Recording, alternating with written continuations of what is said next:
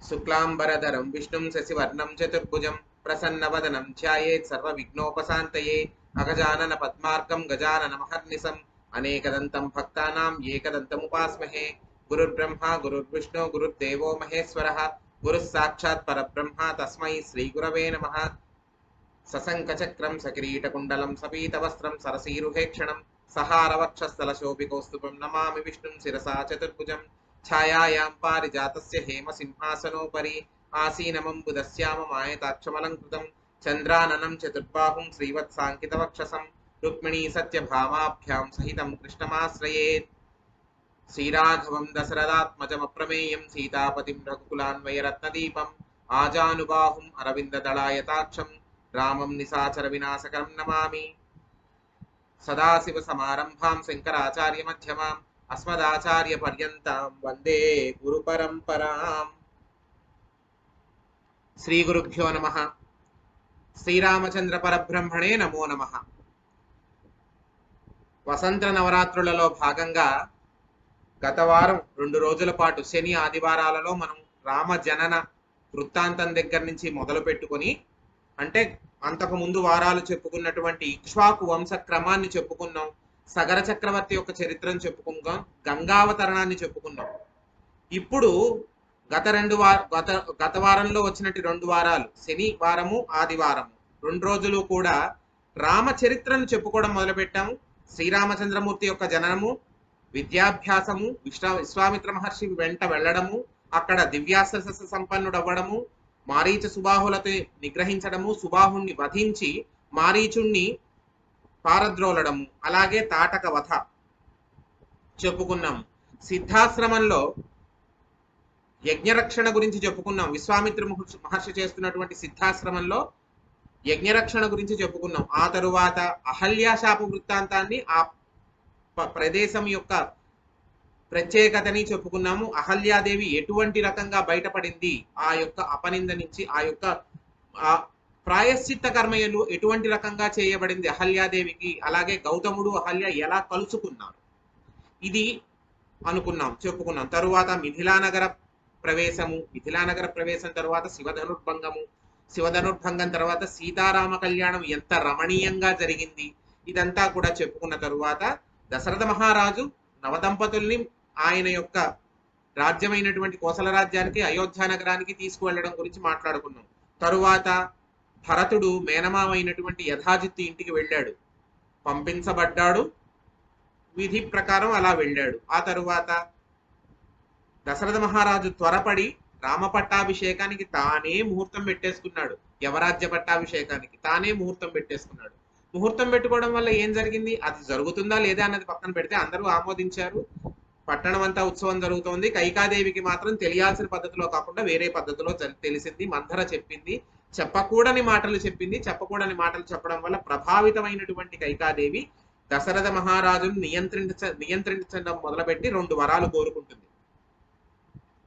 మొదటి వరం, శ్రీరామచంద్రమూర్తికి మారుగా భరతుడికి పట్టాభిషేకం జరగాలి.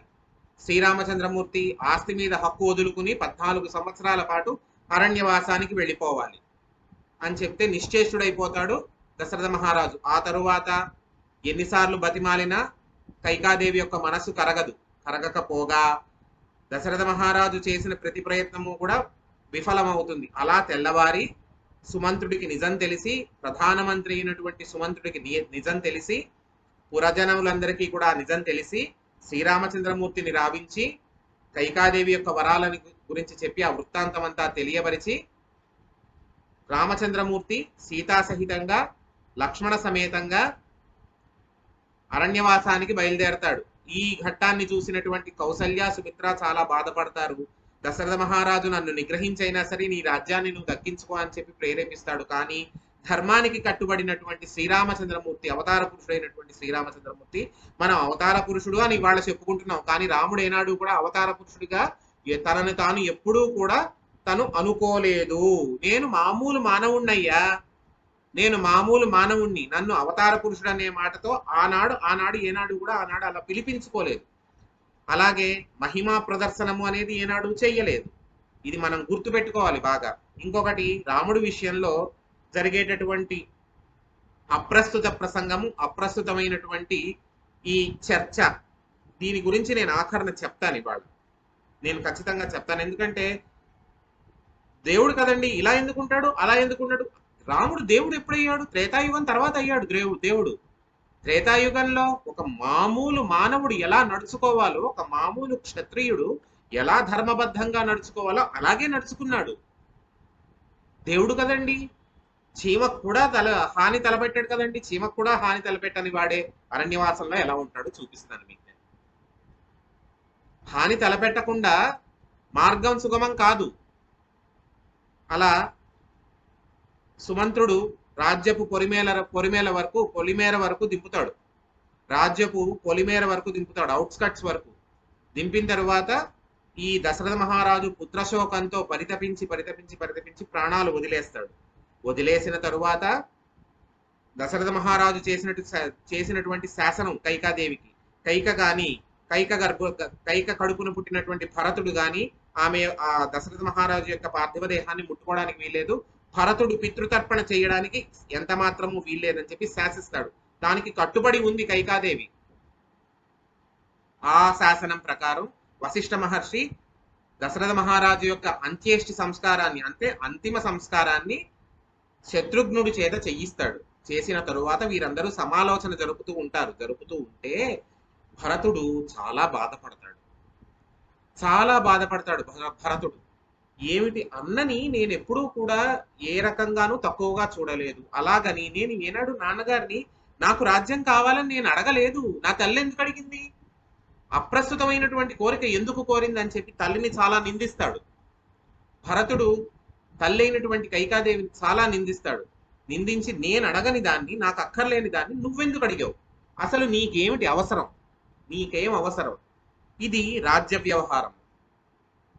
పెద్దవాళ్ళు ఉన్నారు, గురువులు ఉన్నారు, మంత్రులు ఉన్నారు, ఇంతమంది ఉన్నారు, వారందరూ నిర్ణయించిన దాన్ని కాదనడానికి, దాన్ని అడ్డు చెప్పి దానికి ఆ అడ్డంకిగా పెట్టడానికి, ఒక వరం అనే పేరుతో అడ్డంకి పెట్టడానికి నువ్వెవరు. ఈ రకంగా చర్చ జరుగుతుండగా అక్కర్లేని సలహాలు ఇచ్చినందుకు కొన్ని కానుకలు అందుకుంటుంది మందర కొన్ని కానుకలు అందుకుంటుంది. ఆ కానుకలన్నీ ఒంటి నిండా దిగేసుకుని ఒక కోతిలా తిరుగుతూ ఉంటుంది అంతఃపురంలో. కైకాదేవి అంతఃపురంలో తిరుగుతూ ఉంటే శత్రుఘ్నుడు చూస్తాడు. చూసి దాన్ని మందరాన్ని జుట్టు పట్టుకుని బర ఈడ్చుకుని వచ్చి భరతుడు ముందు పారేస్తాడు. ఈ మందరే అన్నయ్య మన తల్లి అయినటువంటి కైకాదేవి మనసు విరిచేసేసి అక్కర్లేని మాటలన్నీ చెప్పి ఆవిడ్ని ఇలా ఇటువంటి పరిణామానికి దారి తీసేలా చేసింది. నువ్వు ఒక్క ఆజ్ఞ ఇవ్వు, నేను ఈ కత్తితో ఈ మందరిని నరికేస్తాను. మళ్ళీ ఇటువంటి సంఘటన, ఇటువంటి చెప్పుడు మాటలు చెప్పి రాజ్యంలో ముసలం పుట్టేటటువంటి పరిణామాలు మళ్ళీ జరగకుండా నేను జాగ్రత్త పడతాను అని చెప్పి నువ్వు చెప్పు, నేను నరికేస్తానంటాడు. అప్పుడు భరతుడు అంటాడు, తప్పు శత్రుఘ్న, నువ్వు చేస్తున్నది తప్పు, స్త్రీ హత్య మహాపాతకం. ఇంకొకటి, మనం ఇటువంటి ఆవేశపూరితమైనటువంటి చర్య చేస్తే రామన్న మనల్ని క్షమించడు, ఈ జన్మకి క్షమించడు రా, వద్దు.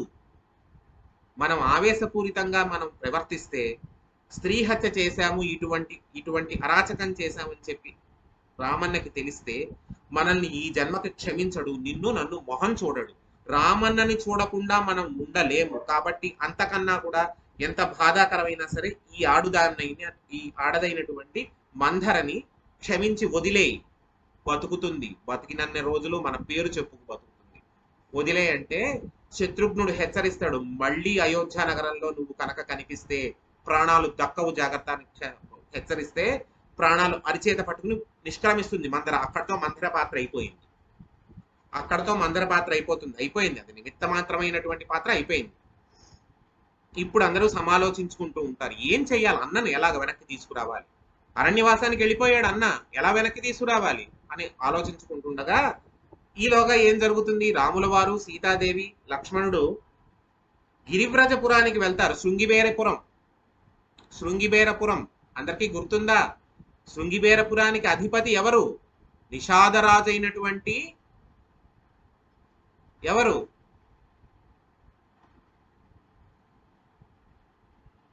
గుర్తులేదు ఎవరికి.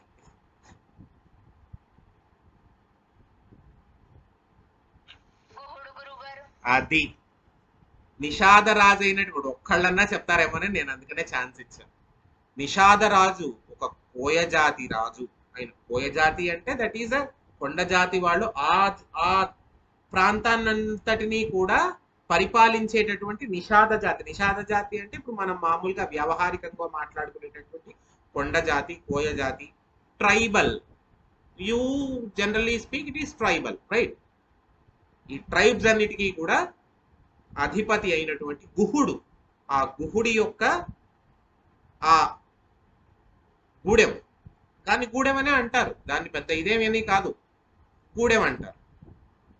కాబట్టి అక్కడికి వెళ్తారు. వెళ్తే గుహుడు పూర్వపు స్నేహితుడు, రాముడికి దశరథుడికి కూడా పూర్వపు స్నేహితుడు. ఆ ఆదరణతో రాముడిని చాలా ఆదరిస్తాడు. చక్కగా చక్కటి ఆతిథ్యం ఇచ్చి రాముణ్ణి సరయూ నది దాటిస్తాడు. ఎందుకు? సరయూ నది అనేది ఒక సరిహద్దు. అయోధ్య నగరానికి సరయూ నది అనేది సరిహద్దు. ఎందుకు? ఎప్పుడు కూడా పట్టణాలు అనేవి ఏంటంటే నగరములు అనేవి, నేను ఇంతకు ముందు కూడా చెప్పాను, నగరము అనేది ఎక్కడ ఏర్పడుతుంది? నది ఉన్న చోట ఏర్పడుతుంది. నీళ్లుంటే ప్రజలు బతకచ్చు. కాబట్టి నగరం ఎక్కడ ఏర్పడుతుంది? నది ఉన్న చోట ఏర్పడుతుంది. అలాగే ఈ అయోధ్య నగరం కూడా అలాగే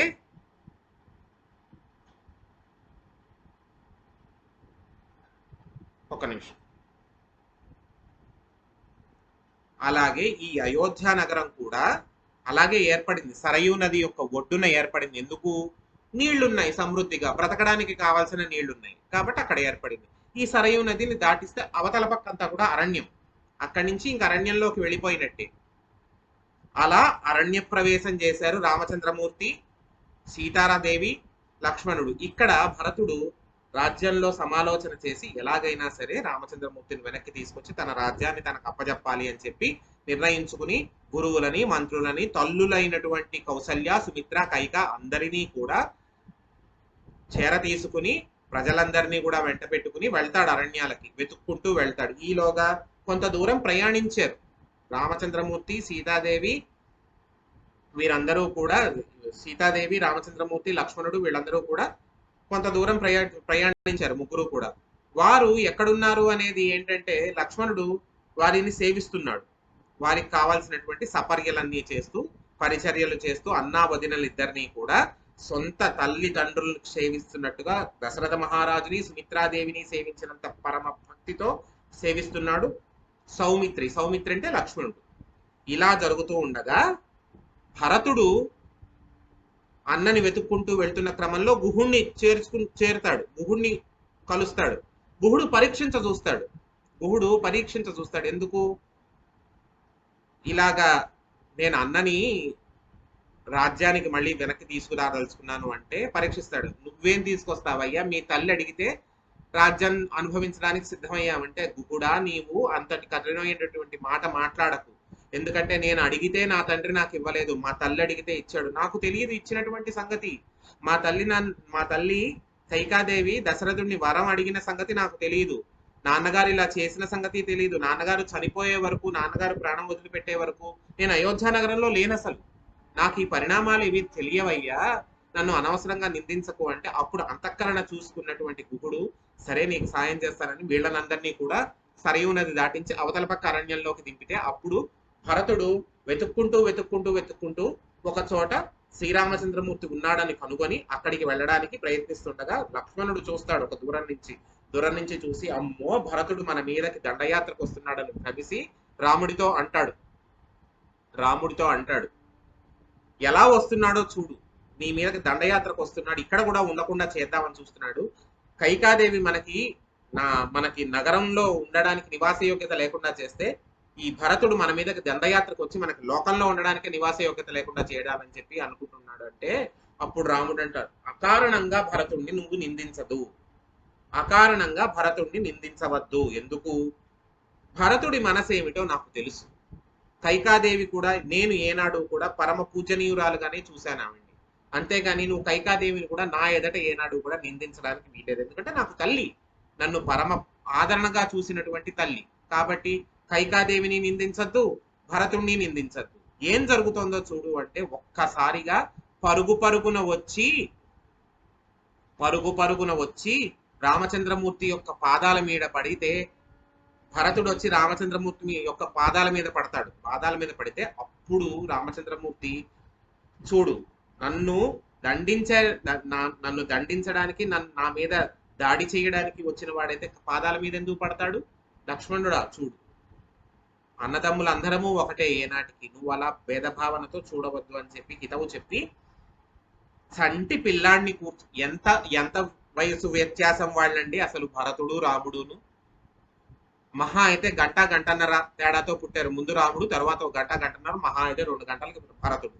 ఎంత వయసు తేడా వాళ్ళు. చంటి పిల్లాడిని కూర్చోబెట్టుకున్నట్టుగా ఉడితొడ మీద కూర్చోబెట్టి వీపు నిమురుతూ ఇలాగా, తమ్ముడా ఏం నాన్న క్షేమంగా ఉన్నావా? రాజ్యాన్ని బాగా చూసుకుంటున్నావా? అమ్మలందరూ బాగున్నారా? మహారాజు, మన మహారాజు అయినటువంటి, మన తండ్రి అయినటువంటి దశరథ మహారాజు బాగున్నాడా? మంత్రులు నీకు చక్కటి సూచనలు ఇచ్చి నీకు చక్కటి రాజ్యాన్ని చేసేటటువంటి విధమైనటువంటి పరిస్థితి కల్పిస్తున్నారా? ప్రజలందరూ నీకు సహకరిస్తున్నారా? మంత్రాంగము యంత్రాంగము నీకు సహకరిస్తోందా? చక్కటి వర్షాలు కురుస్తున్నాయా? నీకు ప్రకృతి కూడా నీ రాజ్యానికి సహకరిస్తోందా? మంచి పరిపాలన చేస్తున్నావా అని చెప్పి వీపు నిమురుతో అడుగుతాడు. ఏమి అన్నదమ్ములు, ఏమి ప్రేమ అసలు. అసలు ఇవాల్టి రోజున అలా ఆస్తి తగాదా వచ్చి అన్నదమ్ములు విడిగా ఉండవలసి వస్తే ముందు అసలు అన్నదమ్ముల్ని మొహాలు చూసుకొని ఇస్తున్నారా వాళ్ళ భార్యలు? మనకేమొచ్చింది, మీరు వచ్చేయండి లోపలికి.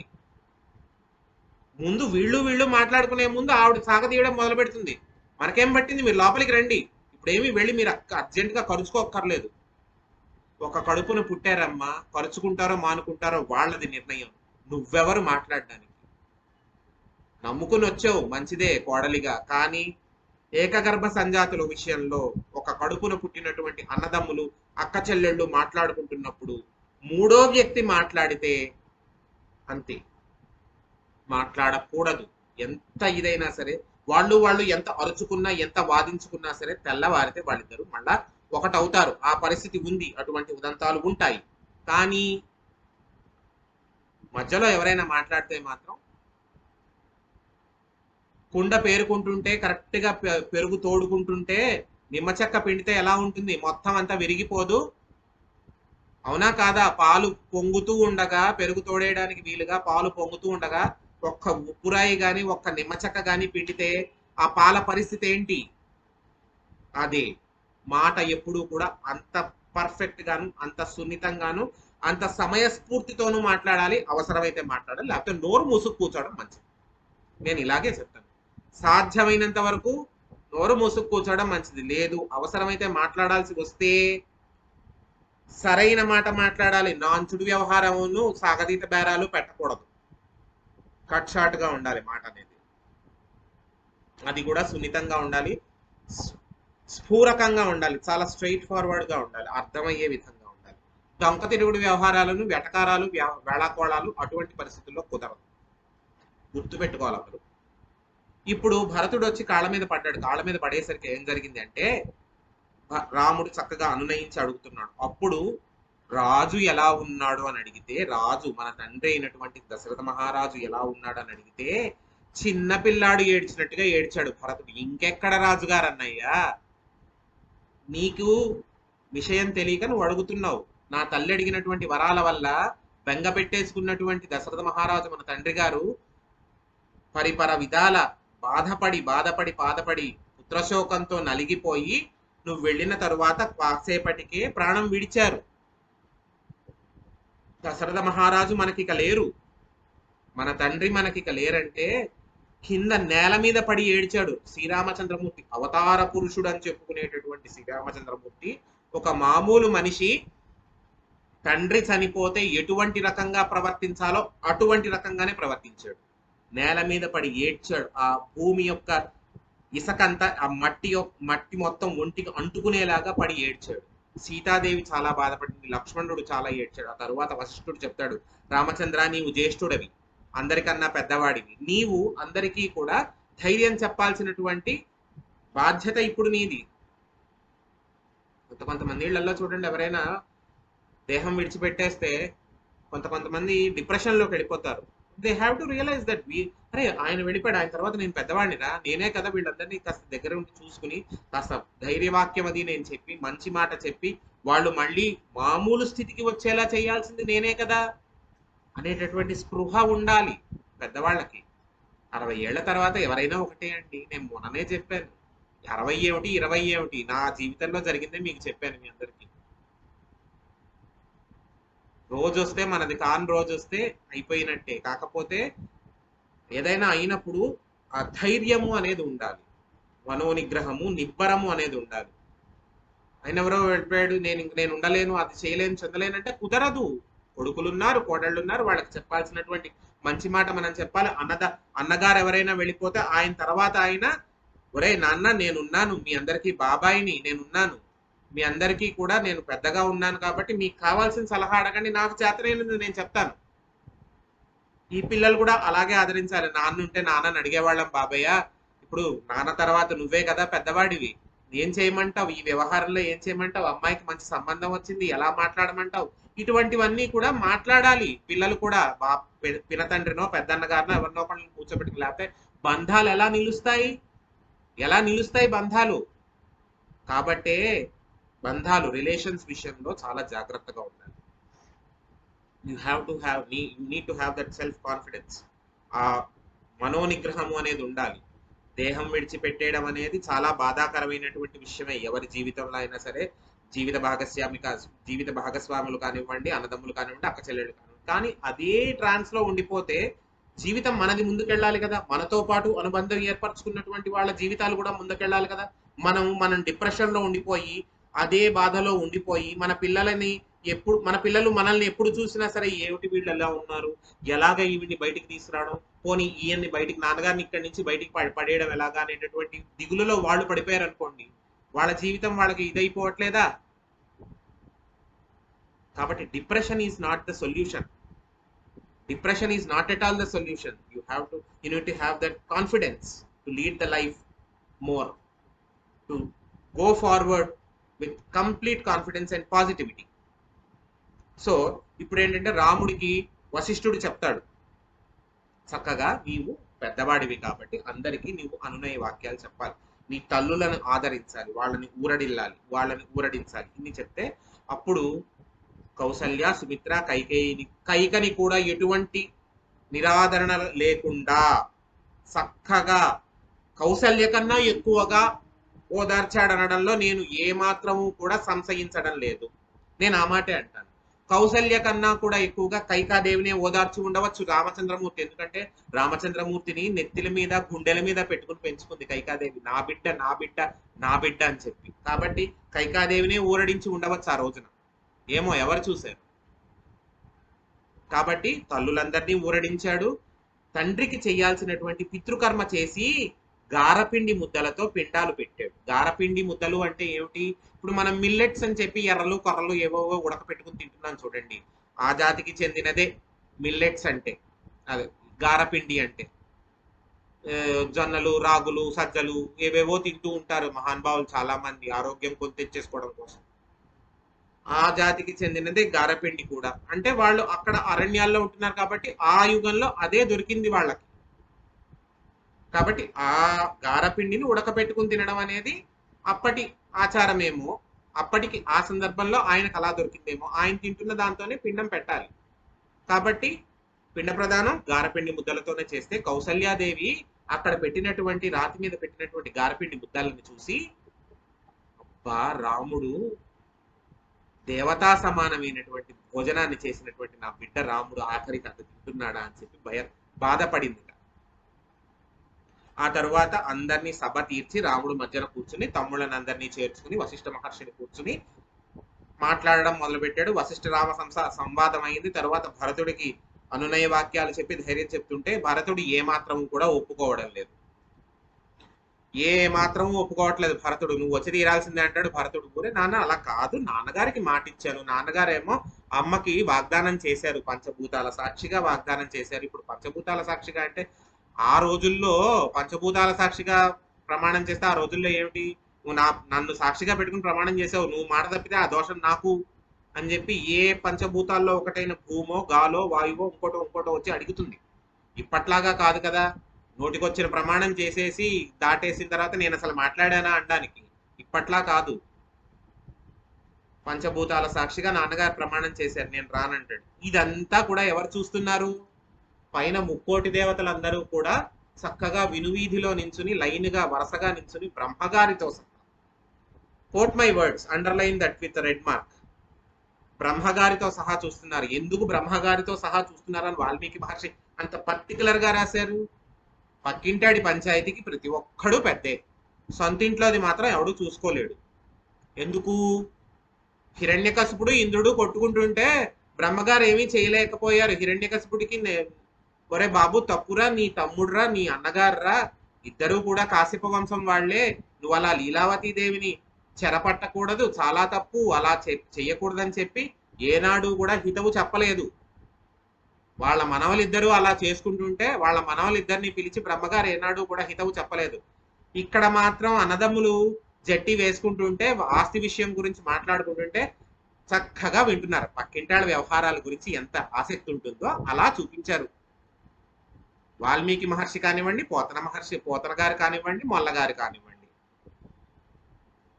వినువీధిలో నుంచి చూస్తున్నారు అంటే పనులు మానుకునే దేవతలందరూ ఏమిటి ఇంట్రెస్ట్, అసలు ఏం జరుగుతోంది ఇప్పుడు చూడట్లేదు మనం టీవీ 9లో. ఇప్పుడే అందిన తాజా వార్త. వాడు చూపించిందే చూపిస్తూనే ఉంటాడు. దానివల్ల మనకు ఒరిగేది ఏమీ లేదు.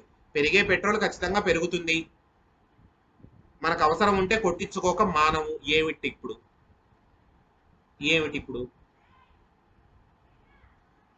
కదా? మరి అంత యాంగ్జైటీ ఎందుకు? పక్కింట్లో జరుగుతున్న దాని గురించి, పక్క దేశంలో జరుగుతున్న దాని గురించి యాంగ్జైటీ, అదంతే. అందరూ నించుని చూస్తున్నారు. ఇప్పుడు జాబాలి నాస్తికవాదం చేస్తాడు. ఏమిటయ్యా నువ్వు, నాన్నగారు అంటావు, ఇంకోటంటావు, మాటిచ్చాడంటావు, ఇప్పుడు నువ్వు పెట్టినటువంటి పిండాలు మీ నాన్న వచ్చి తిన్నాడా అంటే, నీవు చెప్తున్నటువంటి మాటకి ఒక గాలి నీలోంటి వస్తుంది కదా, చూపించు అని చెప్పి ఎదురు ప్రశ్న వేశాడు రాముడు జాబాలిని. అక్కడితో జాబాలి పరీక్షించాడు. నాస్తికవాదం అంటే నిజంగా నాస్తికవాదం ఇంకేమీ లేదు, దేవుడి పూజించద్దు, వేదాన్ని నమ్మద్దు, ఈ విచ్చ మాటలన్నీ మాట్లాడలేదు జాబాలి. రాముణ్ణి పరీక్షించ చూశాడు, ధర్మానికి నిలబడుతున్నాడా లేదా అని. ఎందుకు పరీక్షిస్తాడు? మానవావతారంలో వచ్చేటప్పుడు పరీక్షించి తీరుతారు. కాబట్టి పరీక్షించాడు జాబాలి. వీడందరికీ కూడా సమాధానం చెప్తే అప్పుడు మధ్య మార్గంగా వశిష్ఠ మహర్షి సూచన మేర రాముడికి ఒక మాట చెప్తారు. సరే భరతుడా ఒప్పుకోవడం లేదు రాజ్యాధికారానికి, నువ్వు అరణ్యవాసం వదిలి రానంటున్నావు, ఏం చేద్దాం మరి? ఇప్పుడు మధ్య మార్గంగా ఒక సలహా చెప్తాను, పాటించండి అందరు. ఏమిటి? నీ పాదుకల నువ్వు ఇస్తే భరతుడు పాదుకలను తీసుకెళ్లి సింహాసనం మీద ఉంచి పాదుకలని రాజ్యప్రతినిధులుగా చేసి తను రాజ ప్రతినిధిగా ఉండి పాలిస్తాడు ఈ 14 ఏళ్ళు. పాలిస్తే నీవు వచ్చిన తర్వాత నీ రాజ్యాన్ని నీకు అప్పగిస్తారంటే అప్పుడు ఒప్పుకుంటారు అన్నదమ్ములు అందరూను. సరే అయితే అని చెప్పి అక్కడ భరతుడు కండిషన్ పెడతాడు. 13 సంవత్సరాల 364 రోజుల 23:30 గంటలు గడిచిన తరువాత నెక్స్ట్ మినిట్ నువ్వు నాకు కనిపించకపోతే నేను ప్రాయోపవేశం చేస్తాను, అగ్నిలోకి ప్రవేశిస్తాను, నువ్వు నాకు కనిపించి తీరాలి. 14వ సంవత్సరం రాగానే 14 సంవత్సరాలు గడిచిపోయి 14 సంవత్సరాలు గడిచిపోయిన మరుక్షణం నువ్వు రావాల్సిందే, లేకపోతే నేను అగ్ని ప్రవేశం చేస్తానంటాడు. ఇది బాగా రిజిస్టర్ అయిపోయింది, ఎందుకంటే this is the first target. శ్రీరాముడికి ఉన్నటువంటి ఫస్ట్ టార్గెట్ ఇదే, గుర్తుపెట్టుకోండి. ఎందుకంటే ఇక్కడి నుంచి టార్గెట్స్ మొదలవుతాయి. ఇక్కడి నుంచి టార్గెట్స్ టర్న్ అరౌండ్ టైము మొదలవుతూ ఉంటుంది శ్రీరాముడికి. మనం టాట్ అని చెప్పి మాట్లాడుకుంటూ ఉంటాం దేంట్లో, కార్పొరేట్ లాంగ్వేజ్ లో టాట్ ఎంత అని చెప్పి, టర్న్ అరౌండ్ టైం అని చెప్పి మాట్లాడుకుంటూ ఉంటాం. శ్రీరాముడికి మొదలైన ఫస్ట్ టాట్ ఇదే, turn around time, first target. So భరతుడు తీసుకువెళ్తాడు. భరతుడు పాదుకా పట్టాభిషేకం చేస్తాడు. ఎక్కడ? నందిగ్రామంలో పెట్టి, పొలిమేర గ్రామం అయినటువంటి నందిగ్రామంలో పాదుకల నుంచి సింహాసనం మీద అక్కడి నుంచి రాజ్య పరిపాలన చేస్తూ ఉంటాడు. ఇక శ్రీరామచంద్రమూర్తి, సీతమ్మ, లక్ష్మణస్వామి అరణ్యంలో ప్రవేశించి అటు మీదుగా అత్రి మహర్షి ఆశ్రమాన్ని సందర్శించి వారి యొక్క ఆశీర్వాదాన్ని తీసుకుని వారి సూచన మేర అగస్త్యాశ్రమాన్ని సందర్శిస్తారు. వారి సూచన మేర అగస్త్యాశ్రమాన్ని దండకారణ్యాన్ని వీటన్నిటిని దాటుకుంటూ వెళ్ళి అత్రి మహర్షి యొక్క సూచన మేర అగస్త్య మహర్షి ఆశ్రమాన్ని సందర్శిస్తారు. ఇక్కడ అగస్త్య మహర్షి పాత్ర చాలా చిన్నదే అయినా సరే ఈ సందర్భంలో మెరిక లాంటి మాట చెప్తాడు. ఎందుకు? ముందుకు జరగాలి కథ, కథ ముందుకు జరగాలి. ఎందుకు? శ్రీరాముడు వచ్చింది అరణ్యవాసం లౌకికంగా చేయడానికి కాదు కదా. శ్రీ మహావిష్ణువు ఆ అవతారం తీసుకుని వచ్చినది లౌకికంగా అరణ్యవాసం చేయడానికి, కైకమ్మని మనందరం కూడా తిట్టుకోవడానికి కాదు కదా. ఎందుకు వచ్చాడు? రావణ వధ జరగాలి.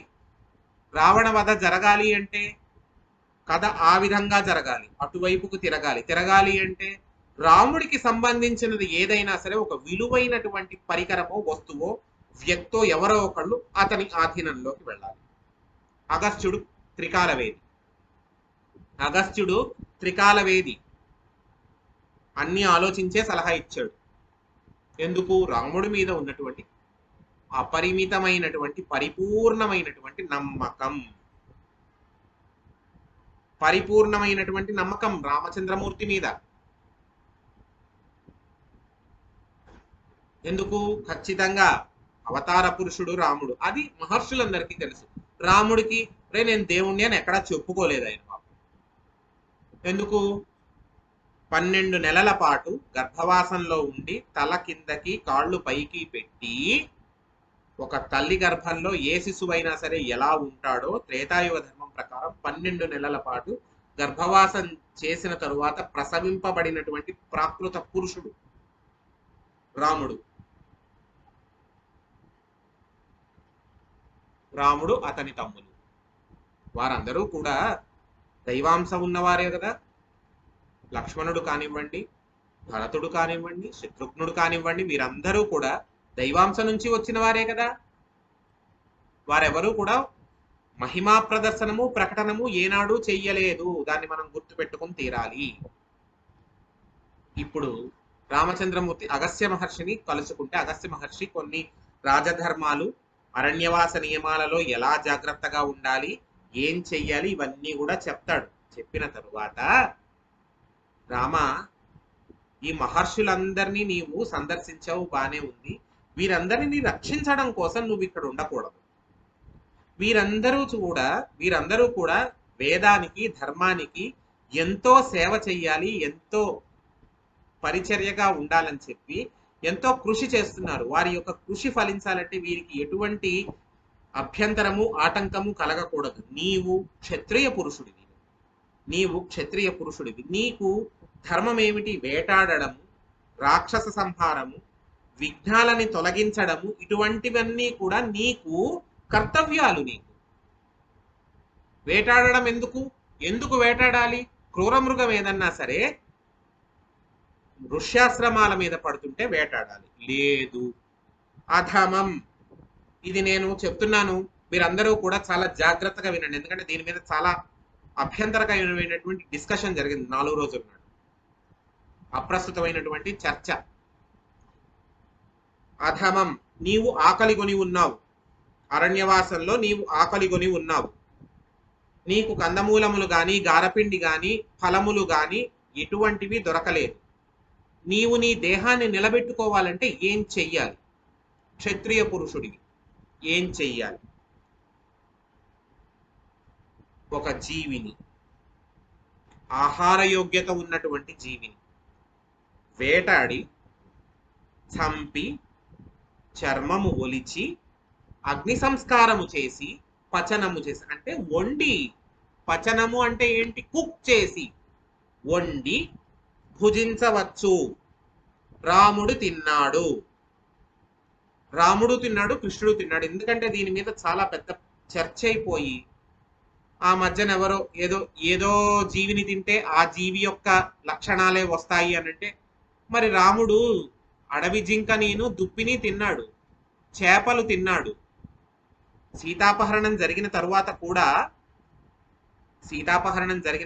కూడా వెతుక్కుంటూ వెళ్ళి ఒక సరస్సులో ఉన్నటువంటి ఆకలి తట్టుకోలేక చేపలను వేటాడి చేపలను పట్టి అగ్నిపచనం చేసుకుని తిన్నాడు రాముడు. అది వాల్మీకి రామాయణంలో ఉంది. అదే ప్రమాణికం, ఘంటాపదంగా చెప్పగలను. మరి రాముడు లీలామానుష విగ్రహుడు కదండి, అవతార పురుషుడు కదండి, చీమకు కూడా అపకారం చెయ్యడు కదండి. చీమకు కూడా అపకారం చెయ్యడు అనే మాట నేను ఒప్పుకోను. ఎందుకు అంటే ధర్మానికి అవసరమైతే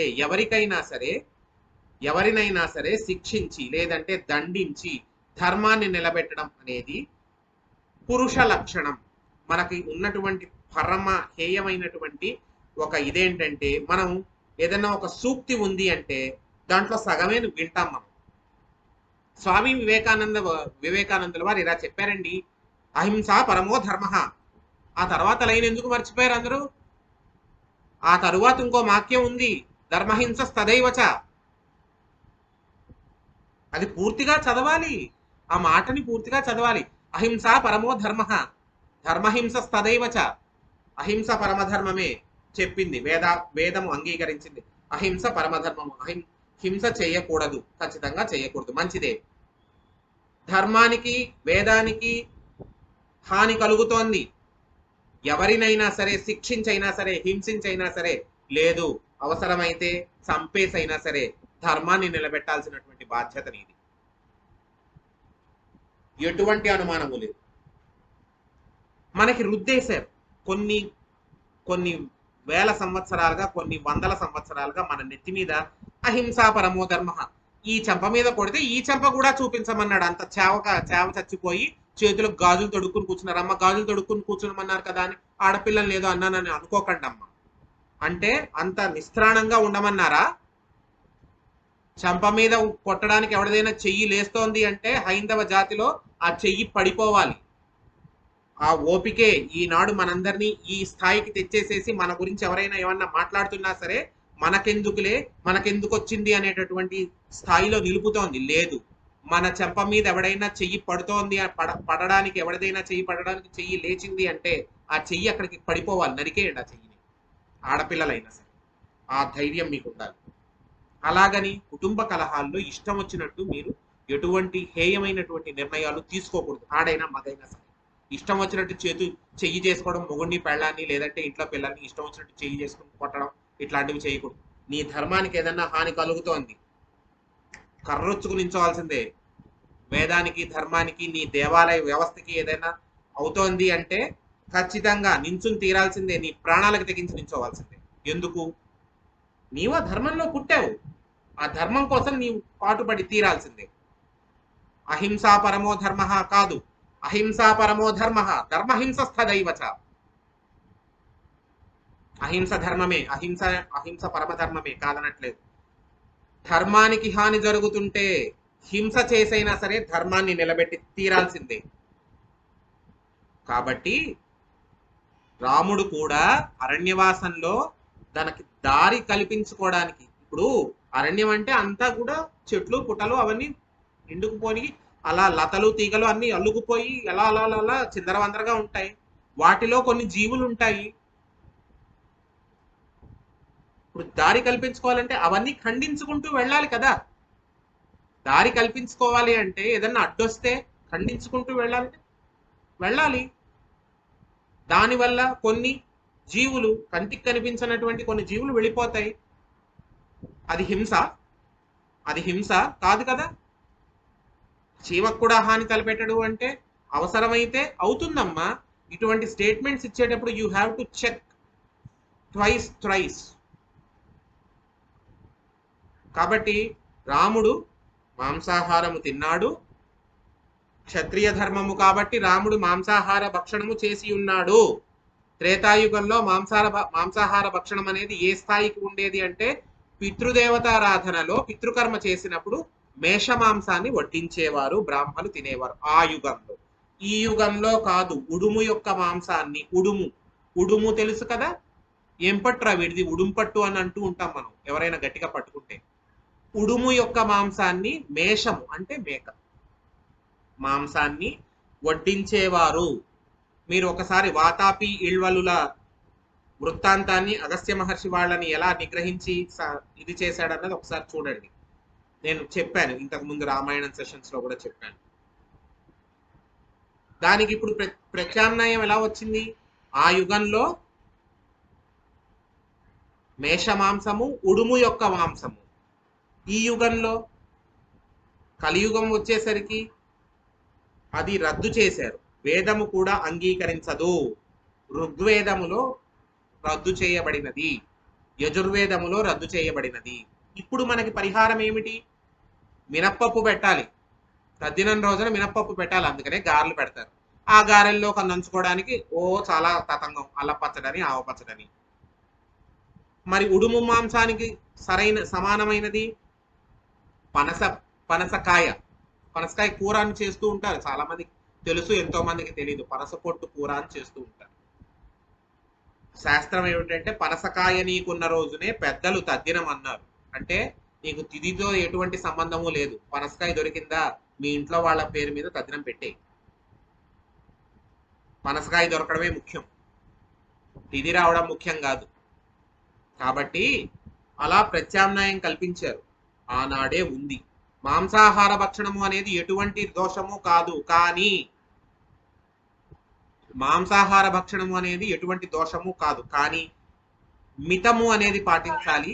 దానికి సమయము సందర్భము పాటించాలి. భక్షణము చేసిన తరువాత దానికి కొన్ని నియమాలు ఉంటాయి, వాటన్నిటిని కూడా పాటించాలి, వీటన్నిటిని కూడా గ్రహించాలి. దీని గురించి నేను ఒక స్పెషల్ సెషన్ చెప్తాను. I just want to take a special session. ఎందుకంటే అక్కర్లేని నియమాలు పాటించేసేసి అవసరమైన వదిలేస్తున్నాం మనం. ఈ నాన్ వెజిటేరియన్స్ విషయంలోను, తర్వాత పూజా పునస్కారాల విషయంలోను అక్కర్లేని నియమాలు పాటిస్తాం, అసలైన వదిలేస్తాం, అసలైనవి నిజంగా పాటించాల్సిన వదిలేస్తాం. I will take a session for that. సరే, ఇప్పుడు రాముడు చెప్తాడు, నాన్న నువ్వు, అగస్త్యుడు చెప్తాడు, ఇక్కడ ఉండకు, నువ్వు క్షత్రియుడివి, నీ వల్ల ఏంటంటే నువ్వు ధనుష్టంకారాలు అవన్నీ చేస్తూ ఉంటావు, దానివల్ల ఏం జరుగుతుంది? డిస్టర్బెన్స్ అవుతుంది. మహర్షులందరూ వేదాల గురించి వాటి గురించి చర్చ చేసుకుంటూ ఉంటారు, తపస్సు చేసుకుంటూ ఉంటారు, ధ్యానంలో ఉంటారు, నిష్టలో ఉంటారు. వారందరికీ చాలా డిస్టర్బెన్స్ గా అంతరాయం కలుగుతూ ఉంటుంది. నువ్వేం చేస్తావంటే దండకారణ్యానికి వెళ్ళు. గోదావరి తీరంలో దండకారణ్యం ఉంది. అక్కడ గోదావరి తీరంలో ఒక ఆశ్రమాన్ని, ఒక కుటీరాన్ని ఏర్పరచుకుని అక్కడ నివాసం ఉండు. ఎందుకు చెప్పాడు అగస్త్యుడు? ఈ క్రమంలో దే హ్యావ్ క్రాస్డ్ 12 years. 12 ఏళ్ల అరణ్యవాసం అయిపోయింది. ఈ తిరగడాలు, ఆ మహర్షిని చూడడం, ఈ మహర్షిని చూడడం, భరద్వాజాశ్రమము, అత్రి మహర్షాశ్రమము, ఇలా సంచరించడంలో సీతారామ లక్ష్మణులకి 12 ఏళ్ళు అయిపోయింది. 14 ఏళ్ళు అయిపోతే రాముడు వెనక్కి వెళ్ళిపోతాడు. మరి రావణ సంహారం ఎప్పుడు చేస్తాడు? రావణ సంహారం జరగాలంటే ఉండాల్సిన చోట ఉండాలి, జరగాల్సింది జరగాలి. కాబట్టి అగస్త్య మహర్షి త్రికాల వేదిక ఆలోచించి గోదావరి తీరంలో దండకారణ్యంలో ఉండు. ఎందుకు? ఆయనకు తెలుసు ఆ దండకారణ్యం ఎవరి ఆధీనంలో ఉంది, ఎవరికి అరణంగా ఇచ్చాడు అన్నది అగస్త్య మహర్షికి తెలుసు. ఎందుకు? జరగాల్సింది చెప్తాను ఇప్పుడు నేను. సరే, ఋషి ప్రోక్తం కాబట్టి, అగస్త్య మహర్షి చెప్పాడు కాబట్టి వెళ్ళి గోదావరి తీరంలో ఆశ్రమాన్ని ఏర్పరచుకుని అక్కడ సీతా లక్ష్మణ సహితంగా నివాసం ఉన్నాడు శ్రీరామచంద్రమూర్తి. ఆ నివాసం ఉన్నటువంటి ప్రదేశము రావణాసురుడి యొక్క చెల్లెలైనటువంటి శూర్పణఖ ఆధీనంలో ఉంది. ఇప్పుడు మీకు కథ కొంచెం దగ్గర పడుతోందా? It is getting nearer. శూర్పణఖ యొక్క ఆధీనంలో ఉంది. ఆవిడ స్వైర విహారిణి, అంటే ఎటువంటి రిస్ట్రిక్షన్స్ లేకుండా నన్నెవడ ఆపేది, అర్ధరాత్రి వెళ్ళేటప్పుడు ఏమిటి రిస్ట్రిక్షన్స్, ఆడది అర్ధరాత్రి ఒంటరిగా తిరిగినప్పుడే నిజంగా స్వతంత్రం వచ్చినట్టు అనేటటువంటి భావనతో అప్పుడే తిరిగింది ఆవిడ. అలాంటి శూర్పణఖలు ఇప్పుడు తిరిగేవాళ్ళు చాలా మంది ఉన్నారు. పని పాడు లేకపోయినా అర్ధరాత్రి రోడ్డెక్కి తిరిగేవాళ్ళు. నిజంగా పని నుండి తిరిగితే నేనేమి అననమ్మా, ఎందుకంటే నేను ఒక ఎంప్లాయీని. నాతో పాటు లేడీ ఎంప్లాయీస్ చాలా మంది ఉంటారు. రాత్రులు వాళ్ళని మేము తీసుకెళ్లి దింపిన రోజులు ఉన్నాయి, భద్రంగా తీసుకెళ్లి దింపిన రోజులు.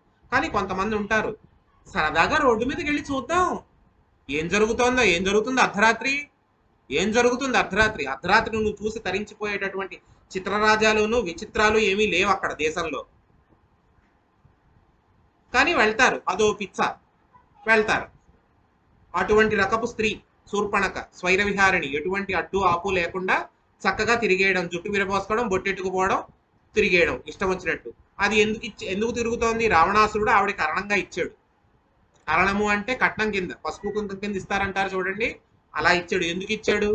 పొరపాటున ఈవిడ యొక్క భర్త అయినటువంటి త్రిశురుణ్ణి అనుకోకుండా ఆయనే చంపుతాడు సుమాలిని. ఏదో యుద్ధంలో ఆయనే చంపేస్తాడు. ఆ బాధని పోగొట్టడం కోసం ఈ దండకారణ్యం అంతా ఆయనకి, ఆ శూర్పణఖకి అరణం కింద ఇస్తాడు. ఎందుకు? అసలు చేసినదే పిచ్చి పని, సొంత భావం చంపుకోవడం. అలాంటిది నీది కానిది నువ్వు ఇచ్చేసావు. కబ్జా చేయడం అంటే అదే. నీది కాదు, దండకారణ్యం నీది కాదు. నీదేంటి? నీ రాజ్యం ఎక్కడా? లంకా రాజ్యం. అక్కడ ఉండు నువ్వు. ఆ లంకా రాజ్యం కూడా నీది కాదు. కుబేరుణ్ణి కొట్టి తెచ్చుకున్నాడు. కుబేరుడిది లంకా రాజ్యం. కుబేరుణ్ణి కొట్టి కుబేరుణ్ణి పారిపోయేలా చేసి పారద్రోలి ఆ ప్రదేశం నుంచి కుబేరుణ్ణి కొట్టి తెచ్చుకున్నాడు లంకా రాజ్యం.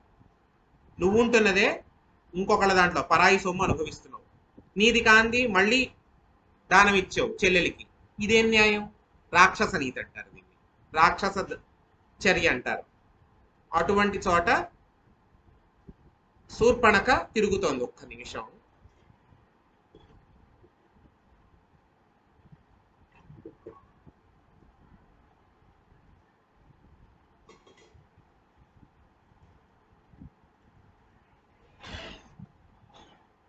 ఇటువంటి పరిస్థితుల్లో వారి మీదకి దాడి చేయడానికి వస్తారు ఖరదూషణులు, గాడిద మొహం కలిగినటువంటి రాక్షసులు. ఖరము అంటే ఏమీ లేదమ్మా, గాడిద. ఖరదూషణాదులు 14,000 మంది గాడిద మొహం కలిగినటువంటి రాక్షసులు, రావణాసురుడి అధీనంలో ఉన్నటువంటి వారే. వీరందరూ దాడి చేస్తుంటే 14,000 మంది ఖరదూషణాదులు దాడి చేస్తుంటే వీరందరినీ కూడా ముహూర్త కాలంలో మట్టు పెడతాడు శ్రీరామచంద్రమూర్తి. అలా మట్టు పెట్టడం ఏ రకంగా జరిగింది అంటే, అసలు పైనుంచి ఒక పెవిలియన్ వ్యూ అనేది ఏదన్నా ఉండి, పెవిలియన్ వ్యూ అంటాం కదా మనం ఏదన్నా ఐపీఎల్ మ్యాచ్, ఈజియెస్ట్ ఎగ్జాంపుల్ మీ అందరికి. మ్యాచ్ జరుగుతూ ఉంటే పక్కన కూర్చొని అవతల పక్కన పెవిలియన్ లో కూర్చొని చూస్తే మనకి ఎలా కనిపిస్తుంది? Everything is seen. బ్యాట్స్మెన్ ఎలా ఆడుతున్నాడు, బౌలర్ ఎలా వేస్తున్నాడు, ఇదంతా కూడా మనం నెరేట్ చేసేయగలం. ఇటువంటి ఈ ఖరదూషణాదులతో చేసినటువంటి యుద్ధాన్ని ఎలా వర్ణించగలము అంటే, బండన భీముడు ఆర్తజన బాంధవుడు ఉజ్వల బాణ తూణ కోదండ కళాప్రచండ భుజతాండవ కీర్తికి రామమూర్తికి రెండవ సాటి దైవమిక లేదనుచున్ కడకట్టి భేరిక డాండ నిజంబుల జాండము నిండ మత్త వేదండమునెక్కి చాటెదన్ దాశరథి కరుణాపయోనిధి. బండన భీముడు, భీముడు అంటే పాండవుల్లో భీముడు కాదు, ఎవరినైనా సరే శిక్షించడంలో నేర్పరి. బండన భీముడు ఆర్తజన బాంధవుడు ఉజ్వల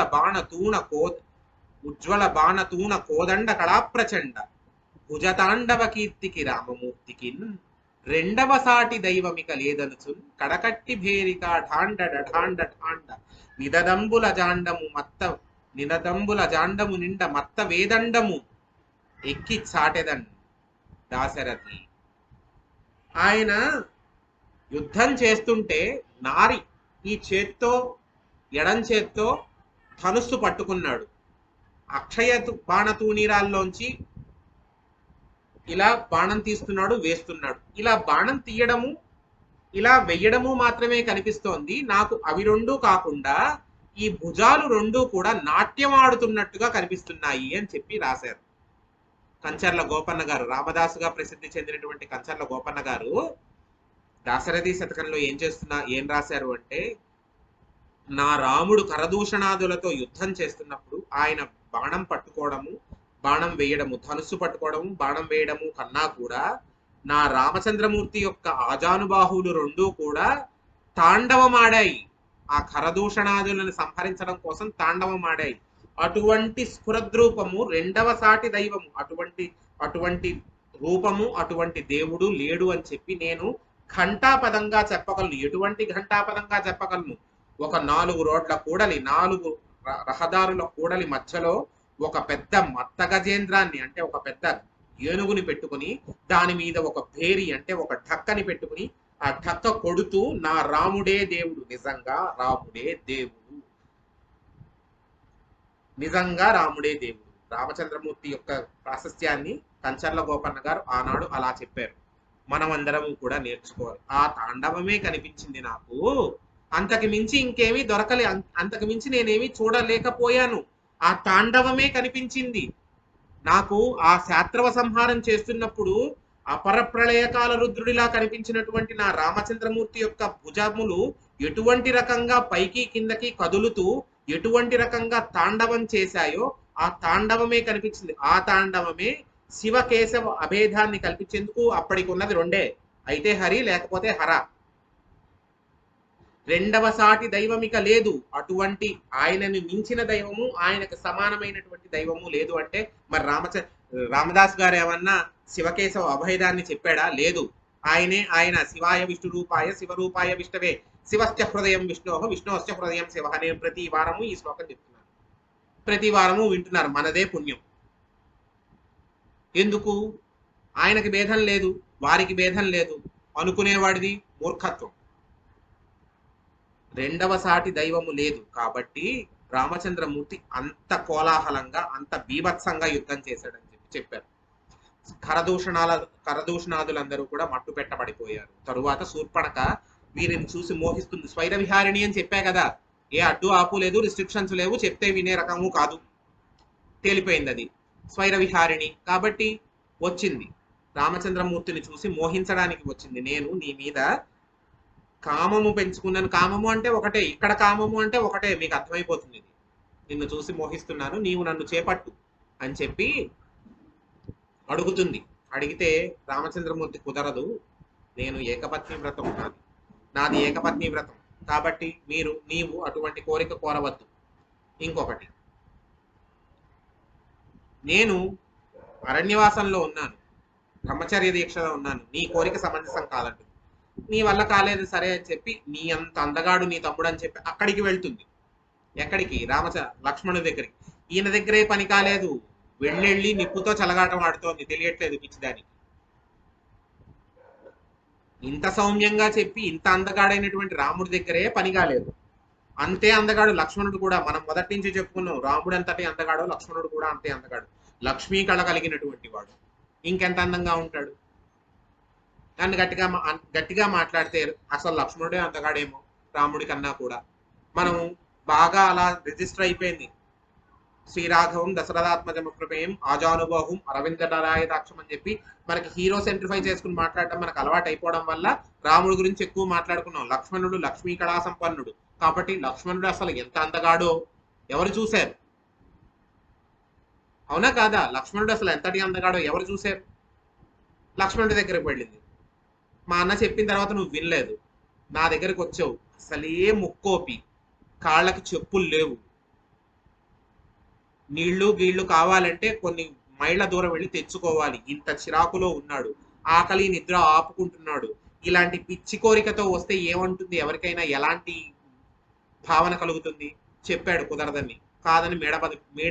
కాదని మీద పడబోయింది, ముక్కు చెవులు కోసేశాడు. అదేమిటండి, ఎంత లక్ష్మణమూర్తి అయితే మాత్రం ఆడదాని ముక్కు చెవులు ఎలా కోసేస్తాడండి?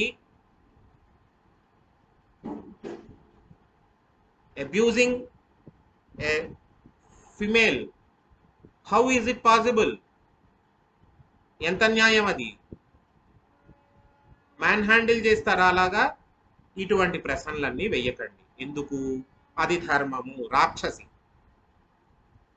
వచ్చినది, రాక్షసి తెలిసిపోతోంది. కామరూపంలో వచ్చినా సరే నిజ రూపం బయటపడిపోయింది. రాక్షస నిగ్రహము అనేది క్షత్రియ ధర్మము.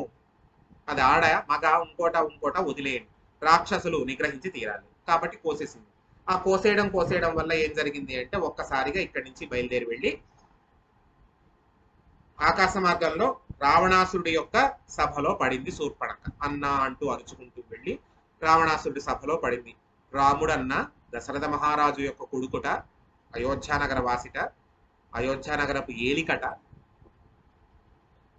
అరణ్యవాసం చేస్తున్నాడు అని చెప్పి అక్కడ జరిగింది చెప్పాలా, లేకపోతే నీ ఇష్టానికి నోటికొచ్చింది చెప్పాలా?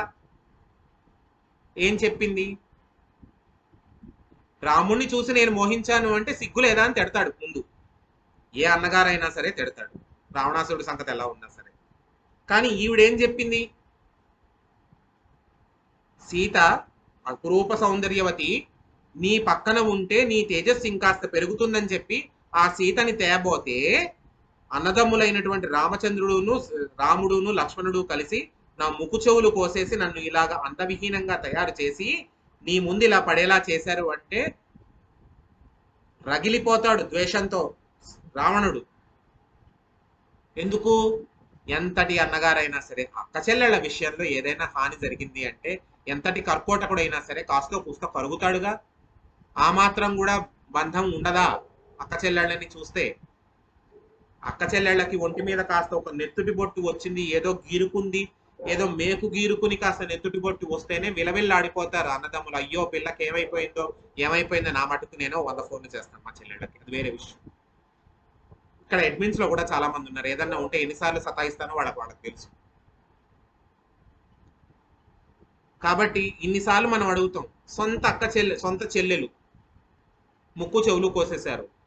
అన్నగారు ఎటువంటి రకంగా ప్రవర్తించాలో, ఎటువంటి కోపం రావాలో అంత కోపమే వచ్చింది రావణాసుడికి. అంతవరకు ధర్మబద్ధమే, భ్రాతృధర్మం. అన్నగారికి చెల్లెలు పట్ల ఏదైనా హాని జరిగితే ఎటువంటి కోపం రావాలో, ఏ రకంగా స్పందించాలో ఆ రకంగానే స్పందించాడు రావణుడు. అంతవరకు